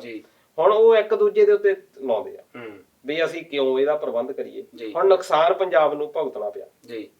ਹੁਣ ਇਹ ਪਾਣੀ ਇੱਕ ਪਾਸੇ ਅਸੀਂ ਕਹਿੰਦੇ ਪਾਣੀ ਦੀ ਜਿਹੜੀ ਆ ਸਾਡੇ ਕੋਲ ਕਿੱਲਤ ਆ, ਸਾਡੇ ਕੋਲ ਪੰਜਾਬ ਤੋਂ ਪਾਣੀ ਖੋਹ ਲਿਆ, ਪਰ ਸੋਚਣ ਵਾਲੀ ਗੱਲ ਆ ਜੇ ਖੋਹ ਲਿਆ ਤਾਂ ਜੇ ਤੁਹਾਨੂੰ ਉਹ ਸਾਰਾ ਦੇ ਦਈਏ ਤਾਂ ਕੀ ਤੁਹਾਨੂੰ ਸਾਂਭਣ ਦੀ ਵੀ ਯੋਗਤਾ ਹੈਗੀ ਆ ਜੀ? ਬਹੁਤ ਵੱਡਾ ਸਵਾਲ ਆ ਜੀ। ਇਹ ਗੱਲ ਮੈਂ ਬਾਰ-ਬਾਰ ਗੱਲ ਕਹੀ ਆ ਇਹ ਕਿ ਅਸੀਂ ਕਹਿ ਦਿੰਦੇ ਆ ਜੀ ਜਮਨਾ ਲਿੰਕ ਨਹਿਰ ਬਣਾਤੀ, ਹਰਿਆਣੇ ਨੂੰ ਦੇਤਾ, ਤੇ ਤੁਸੀਂ ਜੇ ਸਾਰਾ ਪਾਣੀ ਤੁਹਾਨੂੰ ਛੱਡ ਦਈਏ ਪੰਜਾਬੀਓ ਜੀ, ਕਿ ਕੀ ਤੁਸੀਂ ਇਹਨੂੰ ਸਾਂਭ ਲਓਗੇ ਸਾਰੇ ਨੂੰ? ਬਿਲਕੁਲ ਬਿਲਕੁਲ ਜੀ। ਅਸੀਂ ਆਪ ਆਪਣੇ ਅੱਖੀਂ ਦੇਖਿਆ, ਫਲੋਰ ਦੇ ਕੋਲ ਸਾਡਾ ਪਿੰਡ ਆ, ਸਤਲੁਜ ਦਰਿਆ ਇੰਨਾ ਮਾਰ ਕਰਦਾ ਸੀ ਜੀ, ਇਹਨੂੰ ਸਾਂਭ ਨਹੀਂ ਸੀ ਹੁੰਦਾ। ਅੱਛਾ ਜੀ। ਤੇ ਇੰਨੀ ਜ਼ਿਆਦਾ ਤੁਸੀਂ ਉੱਥੇ ਦੇ ਪਿੰਡਾਂ ਨੂੰ ਆਲੇ ਦੁਆਲੇ ਦੇਖੋ ਵੀ ਕਿੰਨਾ ਇਹ ਵਿਨਾਸ਼ਕਾਰੀ ਹੁੰਦਾ ਸੀ, ਜਦੋਂ ਖਾਸ ਤੌਰ ਤੇ ਬਰਸਾਤਾਂ ਦੇ ਵਿੱਚ ਪਾਣੀ ਸਾਰਾ ਛੱਡ ਦੇਣਾ। ਬਿਲਕੁਲ ਠੀਕ ਆ, ਉਧਰੋਂ ਡੈਮ ਤਾਂ ਖਾਲੀ ਕਰਨਾ ਹੀ ਆ, ਭਾਖੜਾ ਡੈਮ, ਉਹ ਜਿੰਨਾ ਪਾਣੀ ਆਉਣਾ ਫਿਰ ਲੋਕਾਂ ਦੀਆਂ ਫਸਲਾਂ ਤਬਾਹ ਹੋਣੀਆਂ, ਬੁਰੇ ਹਾਲ। ਫਿਰ ਨਹਿਰਾਂ ਕੱਢੀਆਂ ਗਈਆਂ, ਠੀਕ ਆ, ਨਹਿਰਾਂ ਵੀ ਛੋਟੀਆਂ ਨਹਿਰਾਂ ਉਦਾਂ ਕਦੀ ਪੁੱਛਣਾ ਨਹੀਂ, ਉਹ ਜਦੋਂ ਪਾਣੀ ਜ਼ਿਆਦਾ ਆ ਜਾਣਾ ਸਾਰੇ ਪਾਸੇ ਜਿਹੜਾ ਆਵਾਗੁਣ ਪਾਣੀ ਚੜ ਜਾਣਾ ਜੀ। ਹੁਣ ਅਸਲ ਵਿੱਚ ਇਹ ਹੋਣਾ ਤਾਂ ਹੀ ਚਾਹੀਦਾ ਵੀ ਇਹਦੇ ਪਰਮਾਨੈਂਟ ਪ੍ਰਬੰਧ ਹੋਣੇ ਚਾਹੀਦੇ। ਬਿਲਕੁਲ। ਘੱਗਰ ਦਰਿਆ ਇੱਕ ਬਰਸਾਤਾਂ ਵਿੱਚ ਤੁਹਾਨੂੰ 2 ਮਹੀਨੇ ਜਿਹੜਾ ਉਹ ਸਾਂਭ ਨਹੀਂ ਹੁੰਦਾ ਜੀ। ਇਹ ਹਰਿਆਣਾ ਇੱਧਰ ਹੀ ਮਾਰ ਕਰਦਾ, ਪਟਿਆਲੇ ਤੇ ਸੰਗਰੂਰ ਵਾਲੇ ਪਾਸੇ, ਹਨਾ। ਤੇ ਇਸ ਕਰਕੇ ਇਹਨਾਂ ਦੇ ਉੱਤੇ ਸਰਕਾਰਾਂ ਨੂੰ ਚਾਹੀਦਾ ਇਹਦੇ ਪੱਕੇ ਪ੍ਰਬੰਧ ਹੋਣ ਜੀ। ਦੂਜਾ ਹੋ ਜਾਂਦਾ VOTING ਦਾ। ਹੁਣ ਜਿੱਦਾਂ ਇਹਨਾਂ ਨੇ ਕਿਹਾ ਜੀ ਅਸੀਂ ਤਾਂ ਕੰਮ ਕਰਵਾਏ ਸੀ ਜਦੋਂ ਮੇਰੀ ਪਿਛਲੀ ਸਰਕਾਰ ਸੀ, ਜੋ ਬਿਆਨ ਪੜਿਓ ਜੀ। ਬਿਲਕੁਲ ਵੀ ਪਿਛਲੀ ਸਰਕਾਰ ਦੇ ਵਿੱਚ ਅਸੀਂ ਕੰਮ ਕਰਾਏ ਸੀ, ਪਰ ਅਕਾਲੀਆਂ ਨੇ ਤੇ ਕੰਮ ਹੀ ਨਹੀਂ ਕੀਤਾ। ਬਿਲਕੁਲ ਕੰਮ ਇਸ ਕਰਕੇ ਨਹੀਂ ਕੀਤਾ ਕਿ ਜਿੱਦਾਂ ਬਾਦਲ ਸਾਹਿਬ ਕੋਲ ਕੋਈ ਬੰਦੇ, ਮੈਂ ਪਿਛਲੇ ਪ੍ਰੋਗਰਾਮ ਵਿੱਚ ਵੀ ਕੀਤੇ ਗਿਆ ਗੱਲ ਕੀਤੀ ਸੀ ਵੀ ਉਹਨਾਂ ਨੂੰ ਪੁੱਛਿਆ ਗਿਆ ਵੀ ਸਾਡੇ ਜੀ ਮਸਲੇ ਜਿਹੜੇ ਹੱਲ ਕਰੋ, ਤੁਸੀਂ ਮੁੱਖ ਮੰਤਰੀ ਹੋ ਜੀ। ਉਹ ਕਹਿੰਦੇ ਪਹਿਲਾਂ ਧਰਨਾ ਤਾਂ ਲਾਓ ਜੀ, ਠੀਕ ਹੈ, ਧਰਨਾ ਵਗੈਰਾ ਲਾਓ, ਕੁਛ ਭੁੱਖ ਹੜਤਾਲ ਵਗੈਰਾ ਰੱਖੋ, ਫਿਰ ਮੀਡੀਏ ਵਿੱਚ ਆਓ, ਫਿਰ ਬਾਅਦ ਵਿੱਚ ਥੋੜ੍ਹਾ ਸਵਾਦ ਆਊਗਾ, ਹਨਾ। ਤੇ ਇੱਕ ਮੈਂ ਹੋਰ ਐਗਜ਼ਾਮਪਲ ਦਿੰਦਾ ਹੁੰਦਾ ਧੰਨੇ ਸ਼ਾਹ ਦੀ, ਤੂਤਾਂ ਵਾਲਾ ਖੂਹ ਅਸੀਂ ਪੜਿਆ, ਉਹਦੇ ਵਿੱਚ ਕੀ ਕਹਿੰਦਾ ਆ ਧੰਨੇ ਸ਼ਾਹ, ਉਹ ਸੱਜਣ ਸਿੰਘ ਦੇ ਮੱਝ ਬੰਨਿਆਂ ਦਾ ਜਾ ਕੇ ਉਹਦਾ ਮੁੰਡਾ ਪੁੱਛਦਾ ਵੀ ਤੂੰ ਤਾਂ ਬਾਪੂ ਕਿਸੇ ਨੂੰ ਪੰਜੀ ਨਹੀਂ ਦਿੰਦਾ, ਤੂੰ ਸੱਜਣ ਸਿੰਘ ਦੇ ਮੱਝ ਜਾ ਕੇ ਬੰਨਿਆ। ਉਹ ਕਹਿੰਦਾ ਵੀ ਬਗਲਾ ਫੜਨਾ ਹੋਵੇ, ਹਨਾ, ਬਗਲੇ ਨੂੰ ਸਿੱਧਾ ਨਾ ਫੜੋ, ਬਗਲੇ ਨੂੰ ਪਹਿਲਾਂ ਫੜ ਲਓ, ਉਹਦੇ ਸਿਰ ਦੇ ਉੱਤੇ ਮੋਮ ਰੱਖ ਦੋ, ਮੋਮ ਬੰਨ ਦੋ ਜੀ, ਮੋਮ ਬੰਨ ਦੋ, ਅੱਛਾ, ਫੇਰ ਛੱਡ ਦੋ ਜੀ। ਬਗਲੇ ਨੇ ਬਹੁਤ ਖੁਸ਼ ਹੋਣਾ ਵੀ ਬੰਦੇ ਨੇ ਮੈਨੂੰ ਛੱਡ ਦਿੱਤਾ, ਦਿਆਲੂ ਬੰਦਾ, ਨੇਚਰ ਦਾ ਬਹੁਤ ਵਧੀਆ। ਫਿਰ ਕਹਿੰਦਾ ਉਹ ਜਿਹੜਾ ਮੋਮ ਆ ਉਹਨੇ ਜਦੋਂ ਉੱਡਣਾ ਆ, ਉਹ ਗਰਮੀ ਪੈਣੀ ਆ, ਗਰਮੀ ਦੇ ਨਾਲ ਮੋਮ ਪਿਘਲਣਾ, ਪਿਘਲ ਕੇ ਉਹਦੀਆਂ ਅੱਖਾਂ 'ਚ ਪੈ ਜਾਣਾ, ਉਹਨੇ ਫਿਰ ਕਹਿੰਦਾ ਤੜਫ ਤੜਫ ਕੇ ਥੱਲੇ ਸਾਡੇ ਪੈਰਾਂ 'ਚ ਡਿੱਗਣਾ। ਬਿਲਕੁਲ, ਇਹ ਸਰਕਾਰਾਂ ਦੀਆਂ ਨੀਤੀਆਂ ਇਹ ਆ ਜੀ। ਇਹ ਤੁਹਾਨੂੰ ਛੱਡ ਦਿੰਦੀਆਂ, ਛੱਡ ਕੇ ਫੇਰ ਤੁਹਾਡੇ ਸਿਰ ਤੇ ਮੋਮ ਬੰਨ੍ਹਦੀਆਂ, ਫੇਰ ਤਾਂ ਤੁਸੀਂ ਤੜਫ ਤੜਫ ਕੇ ਡਿੱਗਦੇ ਆ, ਇਹਨਾਂ ਕੋਲ ਵਾਪਸ ਆਉਂਦੇ, ਇਹਨਾਂ ਕੋਲ ਵਾਪਸ ਤੁਸੀਂ ਆਉਂਦੇ ਆ। ਇਹ ਧੰਨੇ ਸ਼ਾਹ ਦੀ ਜਿਹੜੀ ਤੁਸੀਂ ਐਗਜ਼ਾਮਪਲ ਆ ਤੂਤਾਂ ਵਾਲੇ ਖੂਹ ਤੇ, ਮੈਂ ਬਹੁਤ ਸਾਰੇ ਪ੍ਰੋਗਰਾਮਾਂ ਵਿੱਚ ਇਹ ਦਿੱਤੀ ਆ ਕਿ ਉਹ ਤੋਂ ਸਾਨੂੰ ਸਿੱਖਣਾ ਚਾਹੀਦਾ। ਉਹ ਹੁਣ ਇਹ ਪਾਣੀ ਦਾ ਜੇ ਬੰਨ ਇੱਕੋ ਵਾਰੀ ਪਰਮਾਨੈਂਟ ਹੀ ਹੱਲ ਕਰ ਦਿੱਤਾ, ਫੇਰ ਤਾਂ ਸਰਕਾਰਾਂ ਦਾ ਕੰਮ ਹੀ ਰਾਜਨੀਤੀ ਨਹੀਂ ਚੱਲਣੀ। ਹੁਣ ਪਤਾ ਨਹੀਂ ਕਿ VOTING ਲਈ ਕਿੰਨੇ ਬੰਦੇ ਜਿਨ੍ਹਾਂ ਦੇ ਹੁਣ ਹਾੜ ਦੇ ਵਿੱਚ ਗਿਰਦਾਵਰੀ ਹੋਣੀ ਆ, ਲੋਕਾਂ ਨੂੰ ਪੈਸੇ ਵੰਡੇ ਜਾਣੇ ਆ, ਉਹ ਨਹੀਂ ਕਹਿਣਾ ਜੀ ਕਾਂਗਰਸ ਸਰਕਾਰ ਨਾਲ ਦੀ ਪੈਸੇ ਕੋਈ ਨਹੀਂ, ਹਨਾ, ਜਿਨ੍ਹਾਂ ਨੇ ਸਾਡੇ ਪੈਸੇ, ਸਾਡੇ ਹੱਕਾਂ ਦੀ ਰਖਵਾਲੀ ਕੀਤੀ, ਹਨਾ। ਹੁਣ ਇਹਦੇ ਵਿੱਚ ਹਜ਼ਾਰਾਂ ਏਕੜ ਤੇ ਹਜ਼ਾਰਾਂ ਏਕੜ ਦੇ ਵਿੱਚ ਤੁਸੀਂ ਦੇਖ ਲਓ ਵੀ ਹਜ਼ਾਰਾਂ ਹੀ ਫੈਮਲੀਆਂ, ਉਹਨਾਂ ਤੋਂ VOTING ਜਿਨ੍ਹਾਂ ਨੂੰ ਪੈਸੇ ਮਿਲਣੇ ਆ, ਉਹ ਤਾਂ ਇਹ ਕਹਿਣਾ ਸਾਡਾ ਤਾਂ ਕੈਪਟਨ ਜਿਹੜਾ ਹਨਾ, ਉਹ ਹੋਇਆ ਕਿਉਂ? ਜੇ ਉਹ ਬੰਨ ਕਮਜ਼ੋਰ, ਜੇ ਬੰਨ ਇੱਕ ਵਾਰੀ ਪੱਕੇ ਹੋ ਗਏ ਫੇਰ ਕਿਹਨੇ ਪੁੱਛਣਾ, ਇੱਕੋ ਵਾਰੀ ਹੱਲੇ ਉਹਦਾ ਪਰਮਾਨੈਂਟ ਨਿਕਲ ਜਾਣਾ। ਇਸ ਕਰਕੇ ਚਾਹੀਦਾ ਇਹ ਆ ਕਿ ਲੋਕਾਂ ਨੂੰ ਵੀ ਦਬਾਅ ਪਾਉਣਾ ਚਾਹੀਦਾ ਵੀ ਇਹਦੇ ਪਰਮਾਨੈਂਟ ਹੱਲ ਕੱਢਣ। ਇਹ ਤਾਂ ਅਸੀਂ ਛੋਟੇ ਹੁੰਦੇ 1980-82 ਦੇ ਸੁਣੀ ਜਾਂਦੇ ਆ, ਘੱਗਰ ਦਰਿਆ ਚੜ੍ਹਦਾ, ਠੀਕ ਆ, ਓਦਾਂ ਇਹਦਾ ਦਰਿਆ ਦਾ ਕਦੀ ਨਾਂ ਨਹੀਂ ਹੁੰਦਾ। ਮੈਂ ਤਾਂ ਬਹੁਤ ਉਦੋਂ ਜਦੋਂ ਛੋਟੇ ਹੁੰਦੇ ਸੀ ਅਸੀਂ, ਉਦੋਂ ਅਸੀਂ ਕਹਿਣਾ ਵੀ ਘੱਗਰ ਦਰਿਆ ਕਿੱਥੇ ਆ, ਕਿਸੇ ਹੋਰ ਸਟੇਟ 'ਚ ਹੋਣਾ, ਸਾਨੂੰ ਪਤਾ ਹੀ ਨਹੀਂ ਸੀ ਵੀ ਦਰਿਆ, ਕਿਉਂਕਿ ਕਦੇ ਸੁਣਿਆ ਹੀ ਨਹੀਂ ਸੀ। ਸਾਨੂੰ ਤਾਂ ਇਹ ਕਹਿੰਦੇ ਆ ਵੀ ਇਹ 5 ਦਰਿਆਵਾਂ ਦਾ ਪੰਜਾਬ ਆ ਜੀ, ਘੱਗਰ ਦੀ ਤਾਂ ਕਦੀ ਕੋਈ ਗੱਲ ਹੀ ਨਹੀਂ ਸੀ ਕਰਦਾ। ਆਹ ਇੱਧਰ ਹਿਮਾਚਲ ਤੋਂ ਜਿਹੜੇ ਚੋਅ ਆ ਨਿਕਲਦੇ ਆਪਣੇ ਆਹ ਗੜ੍ਹਸ਼ੰਕਰ ਏਰੀਏ ਦੇ ਵਿੱਚ, ਉਦੋਂ ਉਹਨਾਂ ਦਿਨਾਂ ਦੇ ਵਿੱਚ ਚੋਅ ਬੜੇ ਚੜ੍ਹਦੇ ਹੁੰਦੇ ਸੀ, ਹਨਾ, ਪਾਣੀ ਨਹੀਂ ਸੀ ਸਾਂਭ ਹੁੰਦਾ, ਚੋਅ ਇੰਨੇ ਜ਼ਿਆਦਾ ਹੋ ਜਾਂਦੇ ਸੀ। ਉਹ ਜਿਹੜੇ ਸਮੱਸਿਆਵਾਂ ਦੇ ਹੱਲ ਜਿਹੜੇ ਆ ਕੱਢੇ ਗਏ ਆ, ਪਰ ਜਿਹੜੇ ਇਦਾਂ ਦੇ ਵੱਡੇ ਦਰਿਆ ਇਹਨਾਂ ਦੀ ਕੋਈ ਸਮੱਸਿਆ ਦੇ ਹੱਲ ਹੀ ਹੈ ਨਹੀਂ, ਹਨਾ। ਜਦੋਂ ਪਾਣੀ ਆ ਉਹਦੇ ਤੋਂ ਸਾਂਭਣ ਦੇ ਤਰੀਕੇ ਜਿਹੜੇ ਆ ਉਹ ਜ਼ਰੂਰ ਰੱਖਣੇ ਚਾਹੀਦੇ ਆ, ਇਹ ਵੀ ਇੱਕ ਤਰਜੀਹੀ ਲਿਸਟ ਦੇ ਵਿੱਚ ਹੋਣੇ ਚਾਹੀਦੇ ਆ। ਸੋ ਦਲਜੀਤ ਸਿੰਘ ਜੀ, ਗੱਲ ਤਾਂ ਮੁੱਕਦੀ ਆ ਜੀ VOTING ਤੇ ਰਾਜਨੀਤੀ ਤੇ ਜੀ। ਸੋ ਰਾਜਨੀਤੀ ਬਾਰੇ ਆਪਣਾ ਅਗਲੀ ਗੱਲ ਹੈ ਜੀ, ਅਗਲਾ ਸਵਾਲ ਆ ਕਿ ਪਿਛਲੇ ਕਾਫੀ ਦਿਨਾਂ ਤੋਂ ਨਵਜੋਤ ਸਿੰਘ ਸਿੱਧੂ ਹੁਣਾਂ ਦੇ ਅਸਤੀਫੇ ਦਾ ਰੌਲਾ ਪੈ ਰਿਹਾ ਸੀ, ਤੇ ਨਵਜੋਤ ਸਿੰਘ ਸਿੱਧੂ ਹੁਣਾਂ ਨੇ ਅਸਤੀਫਾ ਦੇ ਵੀ ਦਿੱਤਾ, ਤੇ ਹੁਣ ਪਿਛਲੇ ਦਿਨੀ ਉਹ ਹੋ ਗਿਆ ਜੀ ਪ੍ਰਵਾਨ, ਤੇ ਉਹ ਆ ਗਏ ਆ ਜੀ ਆਪਣੀ ਮੰਤਰੀ ਮੰਡਲ ਦੀ ਕੋਠੀ ਆਪਣੀ ਛੱਡ ਕੇ ਚੰਡੀਗੜ੍ਹ ਤੋਂ ਅੰਮ੍ਰਿਤਸਰ ਆ ਚੁੱਕੇ ਆ, ਤੇ ਉਹਨਾਂ ਦੀ ਕੋਠੀ ਦੇ ਅੱਗੇ ਉਹਨਾਂ ਦੇ ਸਮਰਥਕ ਜੁੜਨੇ ਸ਼ੁਰੂ ਹੋ ਚੁੱਕੇ ਆ ਜੀ। ਸੋ ਦਲਜੀਤ ਸਿੰਘ ਜੀ, ਤੁਸੀਂ ਕੀ ਸੋਚਦੇ ਆ ਕਿ ਉਹ ਆਪਣੀ ਚੁੱਪੀ, ਕਿਉਂਕਿ ਉਹ ਕਾਫੀ ਦੇਰ ਤੋਂ ਚੁੱਪ ਆ, ਸੋ ਆਪਣੀ ਚੁੱਪੀ ਕਦੋਂ ਤੋੜਨਗੇ ਤੇ ਕੀ ਹੋਊਗਾ ਜੀ ਉਹਨਾਂ ਦਾ ਅਗਲਾ ਕਦਮ? ਇਹ ਮੈਂ ਕਹਿੰਦਾ ਵੀ ਇਹ 3-4 ਲੀਡਰ ਆ ਜੀ, ਇਹ ਬੰਦੇ ਫਿੱਟ ਨਹੀਂ ਆਉਂਦੇ ਕਿਸੇ ਪੋਲੀਟੀਕਲੀ। ਬਿਲਕੁਲ। ਇੱਕ ਆਪਣੇ ਜਗਮੀਤ ਬਰਾੜ ਸਾਹਿਬ ਜੀ, ਆਪਣੇ ਵੀਰ ਦਵਿੰਦਰ ਸਾਹਿਬ ਸਪੀਕਰ ਰਹੇ ਆ, ਉਹ ਆਪਣੇ ਸੁਖਪਾਲ ਖਹਿਰਾ ਸਾਹਿਬ, ਤੇ ਹੁਣ ਇੱਕ ਇਹ ਹੈਗੇ ਆ ਨਵਜੋਤ ਸਿੱਧੂ ਜੀ। ਇਹਨਾਂ ਦੀ ਲੜਾਈ ਕਿਸੇ ਹੋਰ ਨਾਲ ਨਹੀਂ ਹੁੰਦੀ, ਇਹਨਾਂ ਦੀ ਆਪਣੀ ਸਰਕਾਰ ਦੇ ਨਾਲ ਹੀ ਹੁੰਦੀ ਹੈ। ਜਿੰਨੀ ਵਾਰ ਵੀ ਇਹਨਾਂ ਦੀਆਂ ਸਰਕਾਰਾਂ ਜੇ ਸਰਕਾਰ ਦੇ ਵਿੱਚ ਹੁੰਦੇ ਆ, ਸੁਖਪਾਲ ਖਹਿਰਾ ਲਾਓ, ਜਿਸ ਵੇਲੇ ਪਿਛਲੀ ਕਾਂਗਰਸ ਸਰਕਾਰ ਸੀ ਜੀ, ਇੱਟ ਬੱਟਾ ਹੀ ਰੱਖਿਆ ਕੈਪਟਨ ਦੇ ਨਾਲ। ਬਿਲਕੁਲ। ਜਗਮੀਤ ਬਰਾੜ ਜੀ, ਰਾਹੁਲ ਗਾਂਧੀ ਜਦੋਂ ਤਾਜਪੋਸ਼ੀ ਹੋਈ ਆ, ਸਭ ਤੋਂ ਪਹਿਲਾਂ ਹੱਥ ਖੜਾ ਕਰ ਦਿੱਤਾ ਵੀ ਗਲਤ ਹੋਇਆ। ਬਿਲਕੁਲ, ਹਨਾ ਜੀ। ਆਪਣੇ ਬੰਦਿਆਂ ਦਾ ਵਿਰੋਧ ਕਰਨਾ ਜੀ, ਆਪਣੇ ਬੰਦਿਆਂ ਨੂੰ ਜਿਹੜਾ ਥੱਲੇ ਲਾ ਦੇਣਾ, ਪਰ ਫੇਰ ਵੀ ਇਹਨਾਂ ਦੀ ਨੀਤ ਉੱਤੇ ਕੋਈ ਸ਼ੱਕ ਨਹੀਂ। ਬਿਲਕੁਲ ਇਹਨਾਂ ਬੰਦਿਆਂ ਦੇ ਉੱਤੇ ਅੱਜ ਤੱਕ ਕੋਈ ਬੰਦਾ ਇਹ ਨਹੀਂ ਕਹਿ ਸਕਦਾ ਵੀ ਵੀਰ ਦਵਿੰਦਰ ਨੇ ਪੈਸੇ ਖਾਦੇ ਬਾਈਮਾਨ ਬਿਲਕੁਲ ਜਾਂ ਜਗਮੀਤ ਬਰਾੜ ਪੈਸੇ ਖਾ ਗਿਆ, ਜੀ ਨਵਜੋਤ ਸਿੰਘ ਪਿੱਸੂ ਦਾ ਸਿੱਧੂ ਬਿਲਕੁਲ ਇਹ ਪੈਸੇ ਖਾ ਗਿਆ। ਜੀ ਇਹਨਾਂ ਤੇ ਦੋਸ਼ ਨਹੀਂ ਕੋਈ ਲੱਗਦਾ, ਬਿਲਕੁਲ ਇਮਾਨਦਾਰੀ ਨਾਲ ਕਰਦੇ ਆ। ਪਰ ਸਾਡਾ ਜਿਹੜਾ ਸਿਸਟਮ ਉੱਥੇ ਇਦਾਂ ਦਾ ਬਣ ਗਿਆ ਜੀ ਕਿ ਇੱਥੇ ਤੁਸੀਂ ਇਹ ਆ ਵੀ ਖਾਈ ਚਲੋ ਪੀ ਚਲੋ, ਜੀ ਜਦੋਂ ਜਿੰਨਾ ਚਿਰ ਸਾਡੇ ਕੋਲ ਖਾਸ ਤੌਰ ਤੇ ਤੁਹਾਡੇ ਕੋਲ ਮਿਨਿਸਟਰੀ ਹੈਗੀ ਆ ਜੀ ਉਨਾ ਚਿਰ ਤਾਂ ਕੰਮ ਕਰੋ ਤੁਸੀਂ। ਹੂੰ ਫਿਰ ਜਦੋਂ ਮਿਨਿਸਟਰੀ ਹੈ ਨਹੀਂ ਸਾਡੇ ਕੋਲ ਜੀ। ਫਿਰ ਤੁਸੀਂ ਜਾ ਕੇ ਕਰੋ ਜੀ। ਬਈ ਮੈਂ ਤਾਂ ਇਦਾਂ ਕਹਿੰਦਾ ਸੀ, ਮੈਂ ਇਦਾਂ ਕਹਿੰਦਾ ਸੀ। ਬਿਲਕੁਲ। ਪਰ ਇਹ 3-4 ਬੰਦੇ ਇਹ ਆ ਵੀ ਪਾਵਰ ਦੇ ਹੁੰਦੇ ਹੁੰਦੇ ਹੀ ਇਹ ਕਹਿਣਾ ਸ਼ੁਰੂ ਕਰ ਦਿੰਦੇ ਆ। ਜੀ ਹੁਣ ਇੱਕ ਇਹਦੇ ਵਿੱਚ ਇਹ ਆ ਕਿ ਸਿੱਧੂ ਸਾਹਿਬ ਜਦੋਂ ਪਾਕਿਸਤਾਨ ਤੋਂ ਕਰਤਾਰਪੁਰ ਲਾਂਘੇ ਵਾਲੀ ਗੱਲ ਹੋਈ ਆ, ਬਿਲਕੁਲ ਅਸਲ ਵਿੱਚ ਉੱਥੋਂ ਹੀ ਦਰਾੜ ਪੈਣੇ ਸ਼ੁਰੂ ਹੋਏ ਆ। ਜੀ ਬਿਲਕੁਲ ਪਹਿਲਾਂ ਤਾਂ ਇਹ ਵੀ ਕਿਹਾ ਜਾਂਦਾ ਵੀ ਨਵਜੋਤ ਸਿੱਧੂ ਜਦੋਂ ਆਏ ਆ ਕਾਂਗਰਸ ਦੇ ਵਿੱਚ ਇਹਨਾਂ ਨੂੰ ਵਾਅਦਾ ਇਹ ਕੀਤਾ ਗਿਆ ਸੀ ਵੀ ਤੁਹਾਨੂੰ ਜਿਹੜਾ ਉਪ ਮੁੱਖ ਮੰਤਰੀ ਬਣਾਉਣਾ, ਜੀ ਯਾਨੀ ਸੈਕੰਡ ਇਨ ਕਮਾਂਡ। ਠੀਕ ਹੈ ਜੀ। ਉਹ ਪਰ ਜਿੱਦਾਂ ਕਹ ਲਓ ਵੀ ਗੱਲ ਸਿਰੇ ਕੈਪਟਨ ਸਾਹਿਬ ਜਿਹੜੇ ਆ ਉਹਨਾਂ ਦੀ ਵੀ ਪੂਰੀ ਪਕੜ ਆ। ਬਿਲਕੁਲ ਤੁਸੀਂ ਪਿਛਲੀ ਦੇਖਿਆ ਹੋਣਾ ਆ ਜਦੋਂ ਅਕਾਲੀਆਂ ਸਰਕਾਰ ਸੀ ਵਿਰੋਧੀ ਧਿਰ ਦੇ ਵਿੱਚ ਵੀ ਸੀਗੇ ਇਹ। ਜੀ ਜਦੋਂ ਇਹਨਾਂ ਨੂੰ ਥੱਲੇ ਲੱਗਣ ਦਾ ਲੱਗਾ ਇਹਨਾਂ ਨੂੰ ਵੀ ਥੱਲੇ ਅਸੀਂ ਡਿੱਗ ਜਾਣਾ, ਦੇਖ ਜਾਣਾ ਪ੍ਰਤਾਪ ਸਿੰਘ ਬਾਜਵਾ ਸਾਹਿਬ ਕਾਫੀ ਠਿੱਬੀ ਲਾਉਣ ਦੀ ਕੋਸ਼ਿਸ਼ ਕਰ ਰਹੇ ਸੀ। ਜੀ ਉਸ ਵੇਲੇ ਵੀ ਕੈਪਟਨ ਸਾਹਿਬ ਨੇ ਪੂਰਾ ਆਪਣਾ ਚੈੱਕ ਰੱਖਿਆ। ਜੀ ਉਹੀ ਬਾਅਦ ਦੇ ਵਿੱਚ ਇਹਨਾਂ ਨੇ ਜਿਹੜਾ ਉਹਦੇ ਪੈਰ ਨਹੀਂ ਲੱਗਣ ਦਿੱਤੇ। ਜੀ ਪਰ ਨਵਜੋਤ ਸਿੰਘ ਸਿੱਧੂ ਇੱਕ ਵਾਰੀ ਫੇਰ ਸਫਲਤਾ ਦੀਆਂ ਨੀਹਾਂ ਜਿੱਦਾਂ ਕਹਿ ਲਓ ਬਈ ਪੂਰਾ ਉੱਪਰ ਚੜਿਆ ਜਦੋਂ ਕਰਤਾਰਪੁਰ ਲਾਂਘੇ ਦੇ ਵਿੱਚ ਖਾਸ ਤੌਰ ਤੇ ਜ਼ਿਕਰ ਕੀਤਾ ਇਮਰਾਨ ਖਾਨ ਨੇ ਦਾ। ਬਿਲਕੁਲ ਇਮਰਾਨ ਖਾਨ ਜਿਹੜੇ ਕਿ ਪਾਕਿਸਤਾਨ ਦੇ ਪ੍ਰਧਾਨ ਮੰਤਰੀ, ਮੰਤਰੀ ਉਹਨਾਂ ਨੇ ਖਾਸ ਇਹ ਗੱਲ ਦਾ ਜ਼ਿਕਰ ਕੀਤਾ ਵੀ ਇਹਦੇ ਕਰਕੇ ਹੋਇਆ ਸਭ ਕੁਝ। ਬਿਲਕੁਲ ਬਿਲਕੁਲ ਹੁਣ ਉਹ ਜਿਹੜੇ ਬੰਦੇ ਪੁਰਾਣੇ ਬੈਠੇ ਆ ਜਿਹੜੇ ਕਹਿੰਦੇ ਆ ਵੀ ਸਿਆਸਤ ਸਾਰੀ ਚੱਲਦੀ ਸਾਡੇ ਸਿਰ ਤੇ, ਉਹ ਕਿੱਦਾਂ ਸਹਾਰ ਲੈਣ? ਬਿਲਕੁਲ ਮੋਦੀ ਸਾਹਿਬ ਕਿੱਦਾਂ ਸਹਾਰ ਲੈਣ ਬਿਲਕੁਲ। ਜਾਂ ਆਪਣੇ ਕੈਪਟਨ ਸਾਹਿਬ ਕਿੱਦਾਂ ਸਹਾਰ ਲੈਣ ਵੀ ਇਹ ਕੱਲ ਦਾ ਬੰਦਾ ਕਿੱਦਾਂ ਸਾਡੇ ਸਿਰ ਤੇ ਬਹਿ ਗਿਆ? ਬਿਲਕੁਲ ਹੁਣ ਉੱਥੋਂ ਜਿਹੜੀ ਕਸ਼ਮਕਸ਼ ਫਿਰ ਇੱਕ ਬਣਾਇਆ ਗਿਆ ਇਸ਼ੂ ਵੀ ਇਹ ਤਾਂ ਉੱਥੇ ਦਾ ਜਿਹੜਾ ਜਨਰਲ ਸੀ ਜੱਫੀ ਬਿਲਕੁਲ ਜੀ ਹਨਾ ਉਹ ਫਿਰ ਕੀ ਉਹਦੇ ਨੈਗੇਟਿਵ ਚੀਜ਼ਾਂ ਇਸ਼ੂ ਬਣਾ ਲੈਂਦੇ। ਫਿਰ ਉਹ ਤੇ ਕੋਈ ਇੰਨਾ ਗੱਲ ਨਹੀਂ ਬਣੀ ਵੀ ਕੋਈ ਵੀ ਪਾ ਸਕਦਾ। ਫਿਰ ਇੱਕ ਉਹ ਖਾਲਿਸਤਾਨੀ ਚਾਵਲਾ ਉਹਦਾ ਇਸ਼ੂ ਬਣਾ ਲਿਆ ਵੀ ਇਹ ਜਿਹੜੀ ਇਹਦੇ ਨਾਲ ਫੋਟੋ ਜਿਹੜੀ ਆ ਵਾਇਰਲ ਹੋ ਗਈ ਆ ਹਨਾ ਤੇ ਇਹ ਤਾਂ ਜੀ ਬੰਦਾ ਖਾਲਿਸਤਾਨੀ ਆ। ਜੀ ਜਿੱਦਾਂ ਆਪਾਂ ਪਹਿਲਾਂ ਗੱਲ ਕੀਤੀ ਵੀ ਆਲੋਚਨਾ ਪੋਜ਼ਿਟਿਵ ਹੋਣੀ ਚਾਹੀਦੀ ਪਰ ਆਲੋਚਨਾ ਜਿਹੜੀ ਨੈਗੇਟਿਵ ਨਹੀਂ ਹੋਣੀ ਚਾਹੀਦੀ ਕਦੀ। ਬਿਲਕੁਲ। ਜੇ ਸ਼ਾਇਦ ਸਰਕਾਰ ਬਣ ਜਾਂਦੀ ਕਾਂਗਰਸ ਦੀ ਹਾਂ 2019 ਦੇ ਵਿੱਚ ਸੈਂਟਰ ਚ, ਫਿਰ ਇਸ ਵੇਲੇ ਬਹੁਤ ਬੱਲੇ ਬੱਲੇ ਹੋਣੀ ਸੀ ਨਵਜੋਤ ਸਿੰਘ ਸਿੱਧੂ ਸਾਹਿਬ ਦੀ। ਜੀ ਉਹਦਾ ਕਾਰਨ ਇਹ ਸੀ ਵੀ ਇਹ ਜਿਹੜੇ ਆ ਉਸ ਵੇਲੇ ਸਟਾਰ ਪ੍ਰਚਾਰਕ ਉਸ ਵੇਲੇ ਕਾਂਗਰਸ ਦੇ ਜਾਨੀ ਰਾਹੁਲ ਗਾਂਧੀ ਤੋਂ ਬਾਅਦ ਬਿਲਕੁਲ ਇਹ ਬੰਦੇ ਸੀ ਜਿਨ੍ਹਾਂ ਨੇ ਸਭ ਤੋਂ ਜ਼ਿਆਦਾ ਜਿਹੜੀਆਂ ਰੈਲੀਆਂ ਕੀਤੀਆਂ ਸਾਰੇ ਦੇਸ਼ ਦੇ ਵਿੱਚ ਇਹ ਘੁੰਮੇ ਆ। ਜੀ ਜੇ ਤਾਂ ਬਣ ਜਾਂਦੀ ਸਰਕਾਰ ਇਹ ਤਾਂ ਬੱਲੇ ਬੱਲੇ ਸੀ। ਰਾਹੁਲ ਗਾਂਧੀ ਹੋਣੀ ਜਾਨੀ ਇਹ ਤੇ ਸਿਰ ਤੇ ਥਾਪੜਾ ਪੂਰਾ।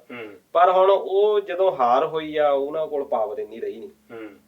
ਹੁਣ ਕੈਪਟਨ ਸਾਹਿਬ ਕਿਉਂਕਿ ਪੰਜਾਬ ਹੀ ਇਦਾਂ ਦਾ ਇੱਕ ਰਾਜ ਆ ਜਿੱਥੇ ਕਾਂਗਰਸ ਨੇ ਸਭ ਤੋਂ ਜ਼ਿਆਦਾ ਸੀਟਾਂ ਜਿੱਤੀਆਂ। ਜੀ ਬਿਲਕੁਲ ਹਨਾ ਤੇ ਬਾਕੀ ਤਾਂ ਸਾਰਾ ਤੁਹਾਨੂੰ ਪਤਾ ਹੀ ਆ ਵੀ ਕੀ ਰੋਲ ਗਿਆ।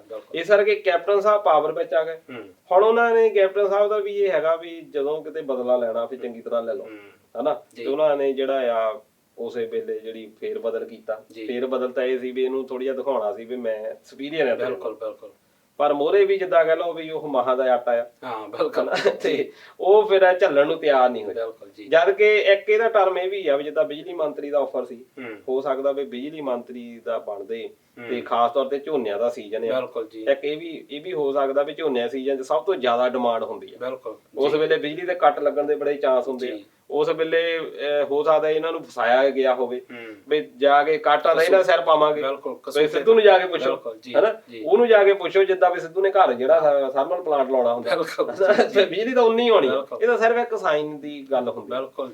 ਪਰ ਹੁਣ ਜਿਹੜਾ ਆ ਪਾਲਾ ਜਿਹੜਾ ਹਾਈ ਕਮਾਂਡ ਦੇ ਕੋਲ ਆ ਹੁਣ ਉਹ ਦੇਖਦੇ ਆ ਵੀ ਕਿਉਂਕਿ ਪ੍ਰਿਯੰਕਾ ਗਾਂਧੀ ਕਾਫੀ ਕਹਿੰਦੇ ਵੀ ਇੰਟਰਸਟ ਲੈ ਰਹੀ ਉਹ ਨਹੀਂ ਚਾਹੁੰਦੇ ਵੀ ਇਹ ਬੰਦਾ ਸਾਡੇ ਤੋਂ ਜਾਵੇ। ਜੀ ਕਿਉਂਕਿ ਪ੍ਰਿਯੰਕਾ ਗਾਂਧੀ ਤੇ ਨਵਜੋਤ ਸਿੰਘ ਸਿੱਧੂ ਕਹਿੰਦੇ ਕਾਫੀ ਇਹਨਾਂ ਦੀ ਨੇੜਤਾ ਆ ਰਾਜਨੀਤੀ ਰੇ ਨੇੜਤਾ ਕਾਫੀ ਵਧੀਆ ਇਹਨਾਂ ਦਾ ਨਹੀਂ ਉਹ ਚਾਹੁੰਦੇ ਆ। ਜੀ ਹਾਂਜੀ ਨੇੜਤਾ ਤਾਂ ਇਹਨਾਂ ਦੀ ਹੁਣ ਭਾਜਪਾ ਨਾਲ ਹੀ ਬਹੁਤ ਸੀ। ਬਿਲਕੁਲ ਜੀ ਹਨਾ ਭਾਜਪਾ ਵਾਲਿਆਂ ਨਾਲ ਜਿੱਦਾਂ ਕਹ ਲਓ ਵੀ ਅਰੁਣ ਜੇਤਲੀ ਇਹਨਾਂ ਦੇ ਗੁਰੂ ਸੀ। ਹਾਂ ਬਿਲਕੁਲ ਜੀ। ਪਰ ਇਹ ਦੇਵ ਸਿੱਧੂ ਸਾਹਿਬ ਪੋਲੀਟੀਕਲੀ ਜਿਹੜੇ ਹਨਾ ਬੰਦੇ ਜਿਹੜੀ ਪੋਲਿਟਿਕਸ ਹੁੰਦੀ ਆ ਜਿੱਦਾਂ ਉਹ ਚਾਣਕਿਆ ਕਹਿੰਦਾ ਸਾਡਾ ਸਗਾ ਕੋਈ ਨਹੀਂ ਹੁੰਦਾ ਰਾਤੋਂ ਦਿਨ ਬਦਲਦਾ ਹੀ। ਹਾਂਜੀ ਇਹਦਾ ਨਾ ਤੁਹਾਡਾ ਕੋਈ ਸਗਾ ਭਰਾ ਹੁੰਦਾ ਨਾ ਕੋਈ ਤੁਹਾਡਾ ਮਾਂ-ਬਾਪ ਹੁੰਦਾ ਹਨਾ ਤੇ ਇਹਦੇ ਵਿੱਚ ਤੁਸੀਂ ਆਪ ਹੀ ਹੁੰਦੇ ਆ। ਬਿਲਕੁਲ।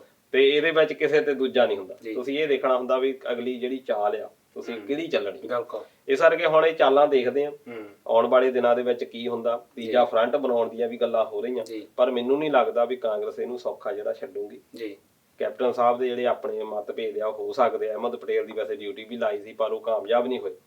ਪਰ ਅਜੇ ਥੋੜਾ ਜਿਹਾ ਵੇਟ ਕਰੋ ਤੇ ਫਿਰ ਵਾਚ ਕਰੋ ਤੇ ਇਹ ਸ਼ਾਇਦ ਇਹਨਾਂ ਨੂੰ ਤਾਂ ਆਫਰ ਤਾਂ ਇਹ ਆ ਵੀ ਤੁਸੀਂ ਸੈਂਟਰ ਦੀ ਵਿੱਚ ਆ ਜਾਓ ਵੀ ਤੁਸੀਂ ਜਿਹੜਾ ਅਹਿਮ ਅਹੁਦਿਆਂ ਦੇ ਉੱਤੇ ਸੈਂਟਰ ਜਾਓ।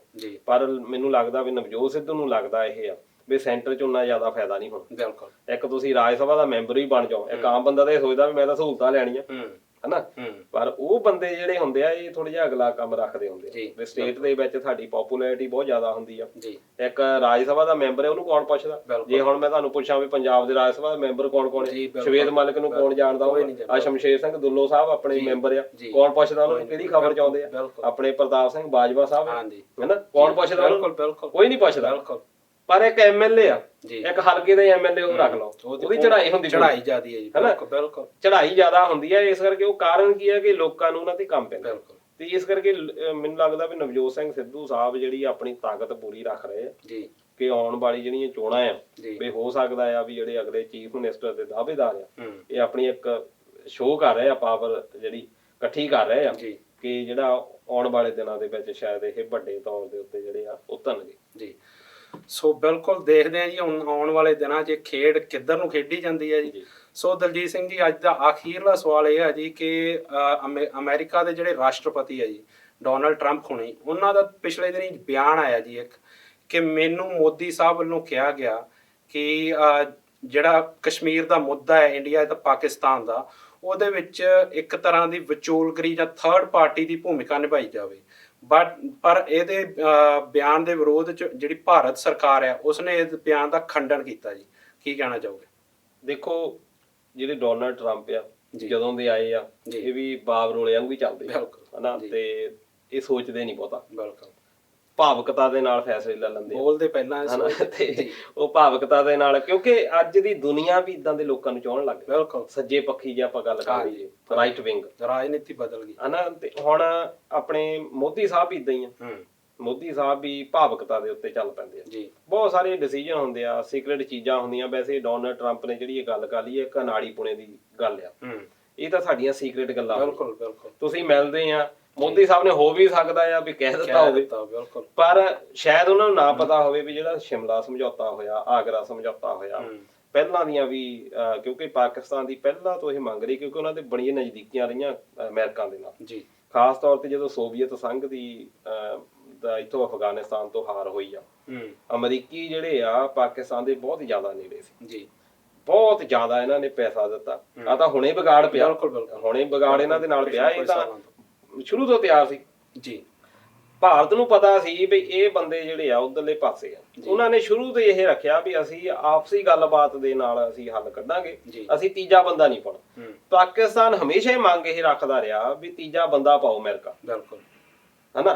ਤੇ ਹੁਣ ਇਹ ਹੋ ਗਿਆ ਵੀ ਇਹਦਾ ਮਤਲਬ ਇਹ ਨਹੀਂ ਹੈਗਾ ਕਿ ਭਾਰਤ ਦੀ ਜਿਹੜੀ ਵਿਦੇਸ਼ ਨੀਤੀ ਆ ਉਹ ਬਦਲ ਗਈ ਮੋਦੀ ਸਾਹਿਬ ਦੇ ਆਉਣ ਨਾਲ। ਮੋਦੀ ਸਾਹਿਬ ਤਾਂ ਚਲੋ ਪ੍ਰਾਈਮ ਮਿਨਿਸਟਰ ਕੋਈ ਵੀ ਆ ਸਕਦਾ ਜੀ। ਅਸਲ ਵਿੱਚ ਕੁਛ ਜਿਹੜਾ ਏਜੰਡਾ ਆ ਉਹ ਲਿਖਤੀ ਹੋਇਆ, ਉਸ ਗੱਲ ਨੂੰ ਤੁਸੀਂ ਚੇਂਜ ਨਹੀਂ ਕਰ ਸਕਦੇ। ਕਿਸੇ ਦੇ ਕਹਿਣ ਦੇ ਨਾਲ ਕੁਝ ਨਹੀਂ ਹੁੰਦਾ। ਜਿੱਦਾਂ ਉਸ ਤੋਂ ਬਾਅਦ ਸੰਸਦ ਮੈਂਬਰ ਜਿਹੜੇ ਅਮਰੀਕਾ ਦੇ ਆ ਉਹਨਾਂ ਨੇ ਆਪ ਕਿਹਾ ਵੀ ਇਹ ਉਹਨੇ ਮਾਫੀ ਮੰਗੀ ਆ ਭਾਰਤ ਸਰਕਾਰ ਤੋਂ ਵੀ ਇਹ ਸਾਡਾ ਜਿਹੜਾ ਰਾਸ਼ਟਰਪਤੀ ਆ ਉਦਾਂ ਹੀ ਬੋਲ ਗਿਆ ਹਨਾ ਵੀ ਇਹ ਤੁਹਾਡੇ ਦਾ ਜਿਹੜੇ ਸਿਧਾਂਤ ਸ਼ੁਰੂ ਤੋਂ ਤੁਸੀਂ ਰੱਖੇ ਆ ਵੀ ਤੁਸੀਂ ਜਿਹੜਾ ਕਿਸੇ ਤੀਜੇ ਬੰਦੇ ਦੀ ਵਿਚੋਲਗੀ ਚਾਹੁੰਦੇ ਨਹੀਂ ਹਨਾ, ਤੇ ਤੁਸੀਂ ਆਪਸੀ ਜਿਹੜੇ ਆ ਸੰਬੰਧ ਜਿਹੜੇ ਆ ਬਣਾ ਕੇ ਰੱਖੋ। ਹੁਣ ਭਾਰਤ ਦੇ ਵਿਦੇਸ਼ ਮੰਤਰਾਲੇ ਨੂੰ ਵੀ ਕਹਿਣਾ ਪਿਆ ਇਹ ਗੱਲ ਕਿ ਜਿਹੜਾ ਸਾਡਾ ਜਿਹੜਾ ਇਹ ਉਹਨਾਂ ਨੇ ਬੋਲਿਆ ਆ ਵੀ ਇਹਦੇ ਗੱਲ ਨਾਲ ਅਸੀਂ ਸਹਿਮਤ ਹਾਂ। ਵੈਸੇ ਮੋਦੀ ਸਾਹਿਬ ਤਾਂ ਕੁਝ ਬੋਲੇ ਨਹੀਂ ਤੇ ਹੋ ਸਕਦਾ ਆ ਵੀ ਉਦਾਂ ਕਹਿਤਾ ਹੋਵੇ। ਕਈ ਵਾਰੀ ਆਪਾਂ ਖੁਸ਼ਾਮਦ ਬੰਦੇ ਦੀ ਇੰਨੀ ਜ਼ਿਆਦਾ ਕਰ ਦਿੰਦੇ ਆ, ਜਿੱਦਾਂ ਹੁਣ ਡੋਨਲਡ ਟਰੰਪ ਵੀ ਇਮਰਾਨ ਖਾਨ ਦੀ ਖੁਸ਼ਾਮਦ ਕਰਨ ਲੱਗੇ ਵੀ ਇਹ ਬਹੁਤ ਵਧੀਆ ਐਥਲੀਟ ਆ ਜੀ, ਇਹਦੇ ਨਾਲ ਦਾ ਐਥਲੀਟ ਹੀ ਨਹੀਂ ਕੋਈ ਹੈ ਹਨਾ, ਜਦ ਕਿ ਹੈ ਕ੍ਰਿਕਟਰ, ਉਹ ਬੈਟ ਵੀ ਦਿੱਤਾ ਤੇ ਬੈਟ ਦੇ ਗਿਆ ਐਥਲੀਟ ਕਹਿੰਦਾ। ਉਹਦੇ ਕਈ ਵਾਰੀ ਕੀ ਹੁੰਦਾ ਕਿ ਤੁਹਾਨੂੰ ਉਹਦੀ ਬੇਸਿਕ ਚੀਜ਼ ਨਹੀਂ ਪਤਾ ਹੁੰਦੀ, ਨੌਲੇਜ ਨਹੀਂ ਹੁੰਦੀ। ਤੁਸੀਂ ਪਰ ਇੱਕ ਜਿਹੜਾ ਕਹਿ ਲਓ ਵੀ ਇੱਕ ਵਡੱਪਨ, ਇੱਕ ਜਾਂ ਕਹਿ ਲਓ ਵੀ ਕੁਛ ਪ੍ਰੋਟੋਕਾਲ ਬਣਿਆ ਵੀ ਇਹਦੀ ਤਾਰੀਫ ਕਰਨੀ ਆ, ਉਹ ਤਾਰੀਫ ਚਲੋ ਵੀ ਕਰ ਦਿੰਦੇ ਆ, ਕੋਈ ਗੱਲ ਨਹੀਂ ਹਨਾ। ਤੇ ਤਾਰੀਫ ਜਿਹੜੀ ਕਰਨ ਦੇ ਮਸਲੇ ਦੇ ਵਿੱਚ ਕਈ ਵਾਰੀ ਕਹਿੰਦੇ ਅਸੀਂ ਤਾਂ ਚਾਹੁੰਦੇ ਆ ਜੀ ਤੁਸੀਂ ਆ ਜਾਇਆ ਕਰੋ ਉੱਥੇ ਗੱਲ ਕਰਾ ਦਿਆ ਕਰੋ। ਉਹ ਬੰਦੇ ਨੇ ਲਿਖਤੀ ਤਾਂ ਕੋਈ ਮੋਦੀ ਸਾਹਿਬ ਨੇ ਕਿਹੜਾ ਲਿਖ ਕੇ ਦਿੱਤਾ ਉਹਨਾਂ ਨੂੰ ਹਨਾ। ਤੇ ਜਦ ਡੋਨਲਡ ਟਰੰਪ ਨੇ ਇਹ ਗੱਲ ਕਹਿਤੀ ਸ਼ਾਇਦ ਨੰਬਰ ਜ਼ਿਆਦਾ ਬਣਾਉਣ ਲਈ ਵੀ ਅਸੀਂ ਤਾਂ ਜੀ ਕਰਾ ਦੇਵਾਂਗੇ, ਸਾਡੀ ਗੱਲ ਕੋਈ ਨਹੀਂ। ਹੁਣ ਉਹ ਪਾਕਿਸਤਾਨ ਦੇ ਵਿੱਚ ਤਾਂ ਉਦਾਂ ਇਸ ਗੱਲ ਨੂੰ ਕਿਹਾ ਜਾ ਰਿਹਾ, ਪ੍ਰਚਾਰਿਆ ਜਾ ਰਿਹਾ, ਖਾਸ ਤੌਰ ਤੇ ਕੁਲਭੂਸ਼ਣ ਜਾਦਵ ਦੇ ਕੇਸ ਤੋਂ ਬਾਅਦ ਵੀ ਜਿਹੜਾ ਭਾਰਤ ਦੀ ਇਹ ਹਾਰ ਆ ਵੀ ਹੁਣ ਇਹ ਮੰਨਦਾ ਆ, ਹੂੰ ਪਰ ਭਾਰਤ ਸਰਕਾਰ ਨੇ ਜਿਹੜਾ ਇਹਦਾ ਵਿਰੋਧ ਕੀਤਾ ਹਾਂਜੀ ਤੇ ਹੁਣ ਰਾਹੁਲ ਗਾਂਧੀ ਨੇ ਵੀ ਕਿਹਾ ਵੀ ਇਹਦਾ ਜਿਹੜਾ ਲੋਕ ਸਭਾ ਦੇ ਵਿੱਚ ਵੀ ਗੱਲ ਹੋਈ ਆ ਜੀ। ਵੀ ਇਹਦਾ ਜਵਾਬ ਜਿਹੜਾ ਹੈ ਦੇਣਾ ਚਾਹੀਦਾ, ਪਰ ਜਵਾਬ ਹੈ ਹੀ ਆ ਕਿ ਉਹ ਲਿਖਤੀ ਪਹਿਲਾਂ ਜਿਹੜੇ ਸਮਝੌਤੇ ਹੋਏ ਆ, ਪਰ ਜਿਹੜਾ ਦੋਨਾਂ ਦੇ ਸੰਬੰਧ ਆ ਉਹ ਇਸੇ ਗੱਲ ਦੇ ਉੱਤੇ ਡਿਪੈਂਡ ਕਰਦੇ ਆ ਵੀ ਦੋਨੇ ਕਿੱਦਾਂ ਮਿਲਦੇ ਆ, ਦੋਨਾਂ ਦਾ ਆਪਸੀ ਜਿਹੜਾ ਸੰਬੰਧ ਆ, ਕਿਉਂਕਿ ਆ ਜਦੋਂ ਅੱਤਵਾਦ ਦੇ ਕਰਕੇ ਬਾਲਾ ਸਾਹਿਬ ਦਾ ਜਿਹੜਾ ਹੋਇਆ ਬਾਲਾਕੋਟ ਦਾ ਜੀ ਬਿਲਕੁਲ ਹਨਾ, ਤੇ ਉਸ ਤੋਂ ਬਾਅਦ ਸੰਬੰਧ ਜਿਹੜੇ ਆ ਬਹੁਤ ਜ਼ਿਆਦਾ ਵਿਗੜ ਗਏ। ਪਹਿਲਾਂ ਸੰਬੰਧ ਸੁਧਾਰੇ ਜਾਣ, ਬਿਲਕੁਲ ਕਸ਼ਮੀਰ ਦੇ ਜਿਹੜੇ ਹੱਲ ਆ ਉਹ ਤਾਂ ਨੇੜੇ ਗਏ ਹੀ ਹੋਏ ਆ, ਨੇੜੇ ਹੀ ਗਏ ਹੋਏ ਆ। ਬਿਲਕੁਲ ਇਹ ਤਾਂ ਬੇਨਜ਼ੀਰ ਭੁੱਟੋ, ਰਾਜੀਵ ਗਾਂਧੀ ਉਹਨਾਂ ਵੇਲਿਆਂ ਦੇ ਜਿਹੜੇ ਬਹੁਤ ਨੇੜੇ ਗਏ ਹੋਏ ਆ। ਬਿਲਕੁਲ ਸਿਰਫ ਇਹ ਆ ਕਿ ਉਹਨਾਂ ਚੀਜ਼ਾਂ ਦੇ ਉੱਤੇ ਮੋਹਰ ਲਾਉਣੀ ਬਾਕੀ, ਬਹਿ ਕੇ ਗੱਲਬਾਤ ਕਰਨ ਦੀ ਜਿਹੜੀ ਲੋੜ ਆ, ਉਹਦੇ ਲਈ ਜਿਹੜੀ ਸਹੀ ਪੱਖ ਦੀ ਸਹੀ ਜਿਹੜੀ ਇੱਕ ਨੀਤ ਜਿਹੜੀ ਆ ਹੋਣੀ ਚਾਹੀਦੀ ਆ। ਪਰ ਕਈ ਵਾਰੀ ਦਬਾਅ ਜਿਹੜੇ ਬਹੁਤ ਜ਼ਿਆਦਾ ਹੁੰਦੇ ਆ, ਖਾਸ ਤੌਰ ਤੇ ਪਾਕਿਸਤਾਨ ਦੇ ਉੱਤੇ ਫੌਜ ਜਿਹੜੀ ਡਿਸੀਜਨ ਲੈਂਦੀ ਆ, ਉਹਦੇ ਕਰਕੇ ਕਈ ਵਾਰੀ ਜਿਹੜੇ ਕੇਸ ਆ ਉਹ ਪੈਂਡਿੰਗ ਰਹਿ ਜਾਂਦੇ ਆ ਜੀ। ਪਰ ਆਸ ਕਰਦੇ ਆ ਕਿ ਆਉਣ ਵਾਲੇ ਫਿਊਚਰ ਦੇ ਵਿੱਚ ਭਾਰਤ ਪਾਕਿਸਤਾਨ ਦੇ ਰਿਸ਼ਤੇ ਜਿਹੜੇ ਵਧੀਆ ਬਣਨ ਜੀ ਤੇ ਵਧੀਆ ਜਿਹੜੀ ਗੱਲਬਾਤ ਹੈ ਅੱਗੇ ਚੱਲੇ। ਬਿਲਕੁਲ। ਸੋ ਦਲਜੀਤ ਸਿੰਘ ਜੀ ਹੁਣ ਵੇਲਾ ਹੋ ਚੁੱਕਿਆ ਜੀ ਆਪਣੇ ਜਾਣ ਦਾ, ਸੋ ਲਈਏ ਜੀ ਇਜਾਜ਼ਤ ਜੀ। ਤੇ ਸਾਰੇ ਇੰਡੋਸ ਟੀਵੀ ਦੇ ਦੋਸਤਾਂ ਦਾ ਸਾਰਿਆਂ ਦਾ ਧੰਨਵਾਦ ਜੀ। ਬਿਲਕੁਲ। ਤੇ ਜਾਂਦੇ ਜਾਂਦੇ ਸਾਡੇ YouTube ਚੈਨਲ ਹੈ ਉਸ ਨੂੰ ਵੀ ਜਰੂਰ ਸਬਸਕ੍ਰਾਈਬ ਕਰੋ, ਤੇ ਰੀਅਲ ਟੀਵੀ, ਸ਼ਾਵਾ ਗੋਲਡ ਹਰ ਜਗ੍ਹਾ ਤੁਸੀਂ ਦੇਖ ਸਕਦੇ ਹੋ ਜੀ। ਇੰਡੋਸ ਟੀਵੀ ਆਸਟ੍ਰੇਲੀਆ। ਸਤਿ ਸ਼੍ਰੀ ਅਕਾਲ। ਸਤਿ ਸ਼੍ਰੀ ਅਕਾਲ।